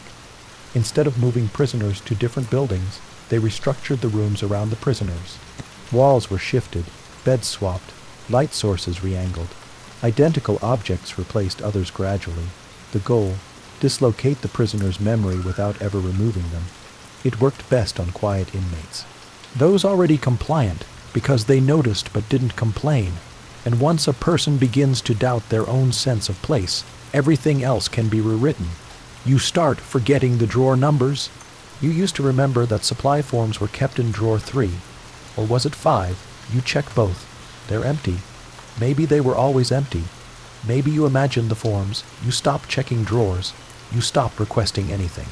You stop expecting anything. At night, the sounds change. Instead of pacing footsteps, you now hear soft tapping, like dripping, but no water leaks in the building. You checked.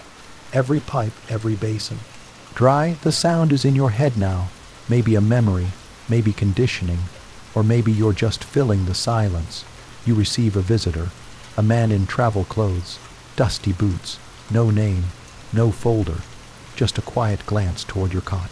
He doesn't speak, just places a sealed envelope on your desk. The envelope isn't addressed. He leaves. You wait until the next morning to open it. Inside, a single sentence handwritten. If you were erased, would you even know? That's it. No instructions, no seal, no signature. You burn it. Because if it was meant to be remembered, it would have been spoken. You study your own handwriting more often now, not to improve it, but to confirm it still belongs to you.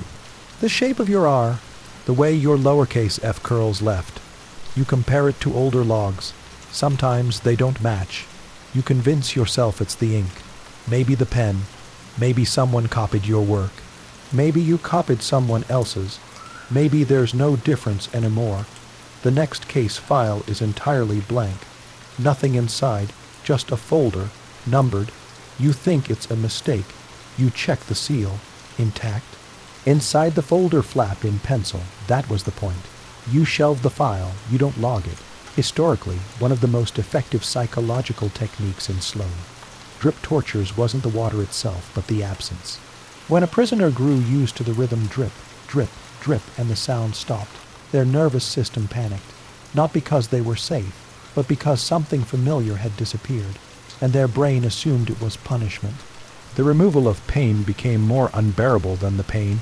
You hear nothing for a full day. No sounds from the walls, no deliveries, no footfalls, just silence. Your body expects a knock, a page, a shuffle. Nothing comes. By evening, you find yourself tapping your own finger on the desk. Slowly, drip, drip, drip, you stop, but your hand keeps going. You discover a page tucked into your own mattress lining. You weren't looking for it, just shifting the blanket. The paper is yellowed, fragile. Someone wrote in red ink. There is no record of you arriving. You sit down, you reread your intake log. It's there. You remember it being there, but now it just says, clerk, temp, assigned by external. No name, no date, just a stamp in the corner, faded blue. The same symbol that first appeared 10 parts ago. The circle in a square.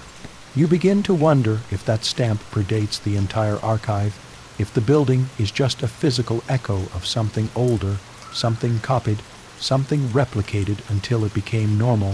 One night, the door to your hall is unlocked. It's always locked, always, but now the bolt is drawn back. No one told you. You don't open it. You wait, because maybe it's a mistake, or a test, or an invitation, or a reset. Or maybe it's been unlocked all along and you just never tried. You go to sleep without checking, because the uncertainty is more bearable than the answer. In 1734, a French cleric named wrote a short note inside a court ledger. It wasn't part of the case. Just a marginal scribble. Truth was never the goal. Consistency was. You write it down. You don't know why. You just want it somewhere in your own handwriting, so that when you read it later, it might feel like it belonged to you. You find another mirror, not in your drawer, just leaning against the back wall near the supply bin. This one's intact. When you lift it, your face looks the same but not quite. Something's missing. A softness around the eyes, or a crease that wasn't there before. You nod once. You put the mirror back down, face in, reflection turned away. Your meals arrive slightly earlier now, only by a few minutes. But you notice, because your body remembers timing better than your mind does. The tin tray is always the same, lukewarm, functional, but on the third night, you find a slip of paper tucked beneath the bowl. This time a list, 5 names, all scratched out. No headings, no instructions, just a final line. There was one more, but he forgot himself. You burn the note. You rinse the bowl. You return to work. You receive no new case files the next day. Instead, a small black book, unlabeled, inside, lists of phrases, column A, questions, column B, preferred responses. It's a training manual, not for interrogation. For replacement, scripts designed for a handler, to train a substitute into matching someone else's memory patterns. How to respond when asked about childhood. How to fake familiarity with food. How to recreate handwriting quirks. How to recall something that never happened. You flip to the last page. A quote is written in the corner. Eventually, the original forgets their original. You close the book. You shelve it. You don't log it. Before bed, you stare at your wall. You remember something faint, a time when there was a water pipe above your cot. But you look now and there's no pipe. There's just blank stone, no moisture, no stain. No sound. Maybe it was never there. Maybe it's still there, but you've trained your eyes not to see it. Maybe the drip never came from above. Maybe it came from inside. You wake up before the knock. You weren't expecting one, there hasn't been a knock in days. But you still wake before it happens. 3 taps, soft, measured. When you open the door, no one is there, only a file. Balanced neatly on the ground, no tag, no color, just a string tied around it. You pick it up. You don't bring it in right away. You just stand there. The hallway looks longer than usual. Or maybe the lamp was dimmed. Maybe that's intentional. You close the door, you sit. You open the file, inside, a transcript. It's not in your handwriting, but it's written in your rhythm.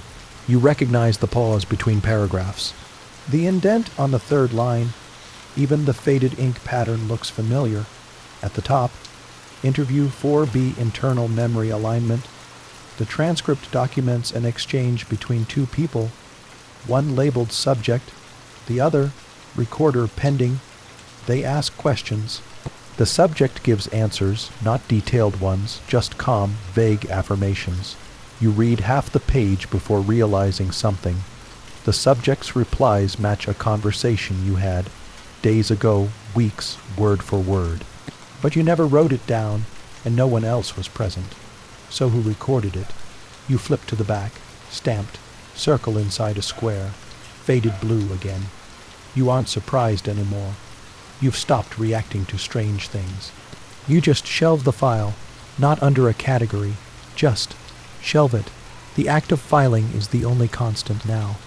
In 1722, several low-ranking court scribes in rural Spain were investigated after an entire archive section was found to be filled with copies of empty folders. Blank paper inside, stamped, categorized, assigned to non-existent cases. It was assumed to be fraud, but none of the scribes recalled doing it. They weren't punished. They were reassigned quietly to remote cataloging posts. There, most of them filed blank records for the rest of their lives, because that's what they thought was required. Because sometimes a system doesn't need to tell you what to do. It just needs to make you think someone is watching. You begin doubting your own entries. You open a ledger from last week. Your notes are written clearly, but they don't sound like you. They're factual, efficient, almost scripted. You pause when you reach a line that says, "Subject's detachment has reached target levels." You didn't write that. At least, you don't remember writing it, but it's in your handwriting. It's signed with your initial. You put the book down. You don't erase it. You just close the cover and place it back in the drawer. It's easier to let it stay. The dreams come again, only this time you're not under the drip. You're watching someone else beneath it, a figure with your build, wearing your robe, sitting where you once sat. You don't help them. You just observe. In the dream, you're taking notes. You wake up with pen marks on your palm. You don't remember picking up a pen. You don't remember sleeping. You go to the wash basin and rinse your hand. The marks don't fade. You're assigned a side task, verifying old death reports. Each is labeled unfinalized. Your job is to confirm whether the subject existed. No photo, no address, just names, often partial. And locations that no longer exist. You flip through a page. Subject, Elka M. Seen last near drip cell, described as uncertain. Another page. Subject, 024B, not verified, possibly duplicative. You pause at that word. Duplicative, not duplicated, but duplicative. You realize what they meant. People who started copying others, not because they were told to, but because identity eroded and behavior was easier when borrowed. Like repeating lines to yourself just to feel real. Like learning how to talk by mimicking an echo. You log the files. You don't add conclusions. You weren't asked for any. Your meals now come with a folded note. Each one says the same thing. How would you like to be remembered? You throw the first two away. The third, you fold and put in your robe pocket.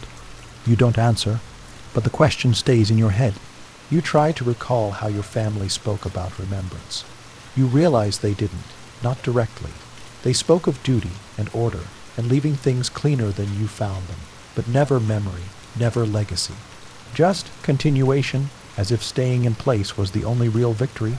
You receive no new files for 3 days. That's never happened before. You wake up. You sit at the desk. You stare at the door. Nothing arrives. You begin reviewing old work, but it feels like reading someone else's notes. Their cadence is wrong. Their sentence structure. Their assumptions. On the third night, you hear something. Not a knock, not footsteps, a shuffle, like something dragging across stone. You wait, it fades. You go to sleep anyway. In early reports on psychological erosion through repetition, clerks were advised to shift roles every 7 weeks. Reviewers, transcribers, indexers, no one was supposed to stay in a single task too long. But remote outposts rarely followed this protocol, because replacement was expensive, because travel was slow, because results were still delivered, even when no one could remember who delivered them. You start talking to yourself again, not loudly, just a murmur, half a breath, a way to hear your own voice and remember what it sounds like. Sometimes you repeat case numbers. Sometimes you read a single phrase over and over until it loses shape. Yesterday's was, drip doesn't mean water. Today's is, if I forget, I'm safe. You don't write them down. Because paper makes things real, and some thoughts are better left imagined. You find a line scratched into the underside of your desk, a message just deep enough to feel with your finger. One of us made it out. You smile, but you don't know why. Not hope, just recognition. The thought that someone once sat where you are, wondering what's real, and they left a mark, and now you're reading it. And maybe someday, someone else will find yours. That night, the drip sound returns.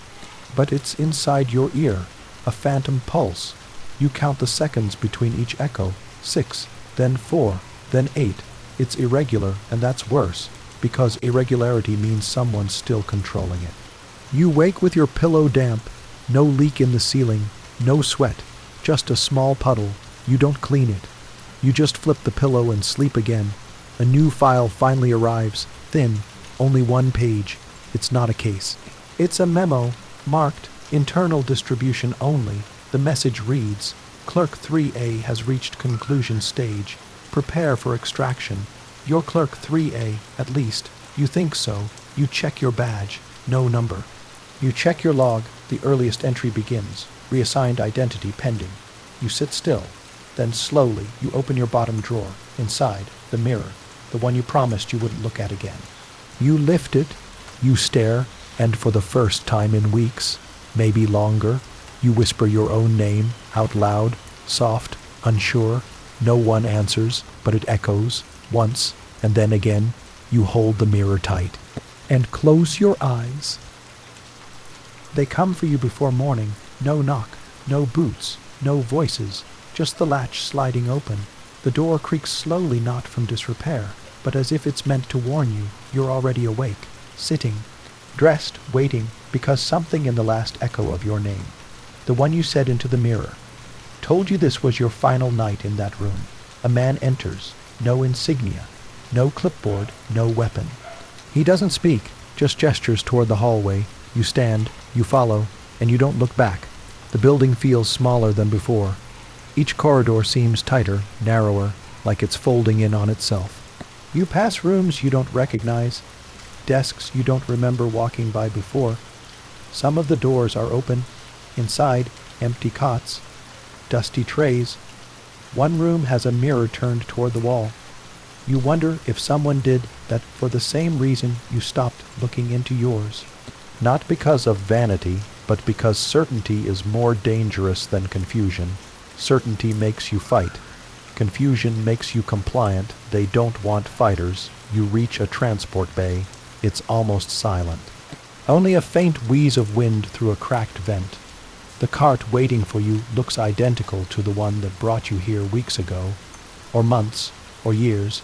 There's no driver, just an open compartment. You climb in. The man shuts the door behind you. No words, just the sound of metal against metal. Then, darkness. The ride feels longer this time. You don't try to count minutes.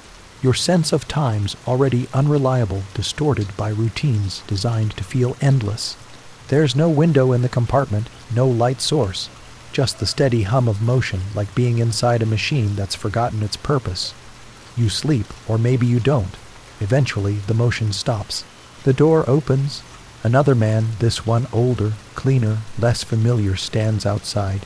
He says, "This won't take long." They don't call it an interrogation. They call it realignment. You're seated in a warm room. Too warm, intentionally so. Not to comfort you, but to slow your brain. To make you sweat just enough to feel vaguely ill. The man sits across from you. No paper, no recorder. He just talks, calmly. Almost like your old friends catching up after a delay. He asks, "Do you know where you are?" You say no. He nods, as if that's the answer he wanted. Then, "What year is it?" You pause. You think. You guess. He doesn't correct you. Just writes something silently on a card you don't get to see. Then comes the question that takes the longest to answer. Who trained you? You blink, because you remember your first post. Your old clerk's robes, the smell of glue from damaged books, but not a face, not a name, not even a voice, just hands showing you how to bind a folder, a nod after your first good log, a whisper, "That'll do." That was enough. Until now, you tell the man, "I don't remember." He smiles faintly and writes again. Realignment, you realize, isn't about changing your beliefs. It's about reminding you that you don't really have any, that your only function is to continue, to exist within the system's rhythm, not to question it. The questions keep coming, not difficult ones, but personal ones. designed to map your emotional resistance. What scent reminds you of home? How do you react to disappointment? When was the last time you cried? You don't remember crying, not in years, maybe not ever. That gets a check mark. They move you to another building. Smaller, no windows, just soft yellow lighting. The air smells of ink. You're issued a new robe beige, not gray, a clipboard, no badge. The man tells you, you'll assist in verification only. No logging, no reviewing, no analysis, just confirming that someone else has done their job. Your handwriting will not be used. Your voice will not be heard. You are a human echo now. You nod and say, I understand. But you don't. Not fully, not yet. Your new station is quiet. Each file you receive already has a verdict. Your job is to double, check the dates, the signature style, the placement of seals. Each file takes less than 5 minutes. You do 50 a day. No one speaks to you. There's no end of day bell. You stop watching the hourglass. Time here is measured by silence. If no one interrupts you, the day hasn't ended. One afternoon, a slip of paper falls from inside a file. Not part of the case, just a note, handwritten, one line. If you're reading this, the original didn't make it. You freeze. You don't react outwardly, but you reread it 5 times. The implication is clear. You weren't reassigned, you weren't promoted, you weren't saved, you were inserted, like a replacement fuse, like a copied log, like water falling on the same spot until the surface breaks. In the 18th century, certain European institutions believed that mental continuity wasn't necessary for loyalty, only behavior. If someone performed the right tasks on the right days, with the right phrases, it didn't matter who they thought they were, because the system thought for them. Records show at least 6 clerks over 2 decades were replaced mid-cycle without public record. Some were never told, because the illusion of progression was enough. You find yourself whispering again, not to soothe yourself, but to hear the shape of your own name. Sometimes you say it wrong on purpose, just to check if it still feels real. 1 syllable short, 1 vowel shifted. If it doesn't sting, you know it's fading. If it does, you hold on to it. A little longer, you're given a new mirror mounted above the basin. No cracks, no dust. You stare into it longer now, not to admire, not even to confirm, just to remember that something reflects you, because so much around you doesn't. The files, the corridors, the meals, even your own writing, when it shows up in old ledgers, feels like it was traced by someone else. But the mirror, it still fights you a little. That's how you know it's honest. They give you 1 day of rest every 10 cycles. No assignment, no files, just a small room, a blanket, and a choice. You can sleep. You can walk the hall, or you can sit with a blank notebook. Most choose to sleep. You choose the notebook. You open to the first page. You write, I was not the first. Then, underneath, I won't be the last. You don't sign it. You just leave the notebook on the desk and walk out. That night, you hear a new sound, not the drip, not the echo, just humming, faint, no words, no rhythm, just the unmistakable sound of a human voice remembering. Trying not to forget, you listen, you don't investigate, you let it happen, because maybe they need it as much as you did. You wake up remembering something that didn't happen here, a lemon tree, cracked soil beneath it, ants crawling in the roots, sunlight against a whitewashed wall. The image stays in your mind longer than it should. It doesn't belong here. This place doesn't have trees or ants or color. Just the gray palette of function and silence. You sit up, blink slowly. The light from the corridor slips under your door. It's always on. Always the same shade of yellow. This is your rest day. You're not required to do anything, but you've learned that rest doesn't mean peace. It means no orders, and no orders mean more time for thoughts you're not supposed to have. You try to trace the lemon tree. Was it real? Was it part of your life before this? Or was it inserted a side effect of too many files, too many identities skimmed, too many personal logs read like instruction manuals? You remember someone once wrote about scent being stronger than sight, that a smell can carry you back decades without warning. But here, everything smells the same: starch, dust, and paper glue. You write the words down on a folded napkin. The lemon wasn't mine, but I want it to be. You don't sign it. You tuck it into the corner of your mattress. That's where the others left their words. In 1786, at an anonymous clerical facility outside Bremen, excavation revealed over 300 slips of hidden writing inside bed frames and wall cracks. None were addressed to specific people. Most weren't legible anymore, but the ones that were, they shared one eerie pattern. Each note started with a sensory memory, a smell, a texture, a weather condition. Then a sentence about identity. My real name was. I used to carry coal for my uncle. I laughed when I dropped the ink. None of them ever wrote what their jobs were, because maybe after enough time the job wasn't worth remembering. The files you're assigned today have a new header: Discrepancy Series Variant T. There's no explanation, just thicker folders, stamped with blue. One of them contains only a mirror shard, folded inside wax paper. No case notes, no subject name.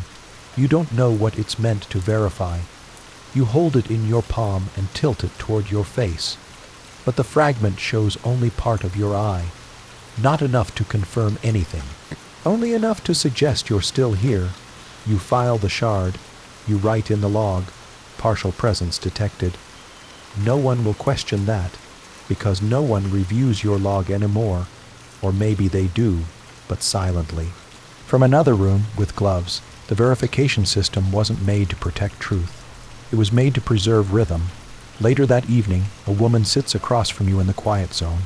She has the same beige robe, same hair length, same collar fold. You've seen her in the halls, but she's never spoken to you. Today, she does. She leans over and asks, "Do you remember the storm?" You blink. "What storm?" She smiles softly, then shrugs. "I guess not." She stands and leaves, no other words. You don't stop her. You don't even ask what she meant. But that night, you dream of water, not dripping this time, not torture, just rain, falling gently. On stone, on faces, on forgotten names. You wake with your pillow damp again, not soaked, just cooled. You turn it over. There's a note under it. One word, verified. You don't know what it means, not exactly. But something about it chills you more than any order ever has, because it means someone evaluated you, without your knowledge, and you passed, or failed, or were simply acknowledged, and that might be worse. In late 1700s Austria, a covert study called Rain Echo was conducted in isolated workhouses. Subjects were monitored for dream retention over a 90-day silence period. Sleep patterns were recorded, but more importantly, dream content was tracked. Researchers believed memory could be reshaped by repetitive atmospheric sounds: wind, water, dripping. By the end of the cycle, most subjects no longer remembered who they'd been before, but nearly all of them reported dreams of rain. Not pain, not home, just water falling in a place that never had storms. You're reassigned again, this time not to a task, but to a status. Your file says, residual clerk none. Primary, no duties. No assignments, just observation. It's not a promotion, it's containment. You've seen too much. You've remembered too well, but they can't remove you yet, because your presence, your stillness, keeps the room balanced. You are now part of the architecture. The chair they give you doesn't move. The desk is sealed shut. You receive no paper. You are to sit for 8 hours, that's all. Sometimes people pass by. Sometimes they don't. Sometimes they glance through the glass pane in your door. Sometimes they turn away too quickly. You start to imagine you're the subject of a case file now, being logged, measured, stared at through the very system you once operated. You smile, but only internally. You begin counting the drips again, not because they're there, but because the silence now has shape, and your brain tries to find rhythm. You count. 1, 3, 7. No drip, but the numbers feel real. You wonder if that's all the old victims did. Not scream, not resist, just count, as if numbers could make the water stop, as if the body could trick itself into becoming a machine. One day, a new person enters the chamber. Young, nervous, gray robe, they sit across from you. You say nothing, they say nothing, but you notice their hands shaking, the same way yours did once. You look at the desk between you, blank, sealed. You reach down, peel a small corner of the base where the wood is chipped, and press the folded napkin with your lemon tree memory inside it. Into the crack, you glance up. The person sees you do it. You don't explain. You just nod and wait, because maybe this is what survival looks like now.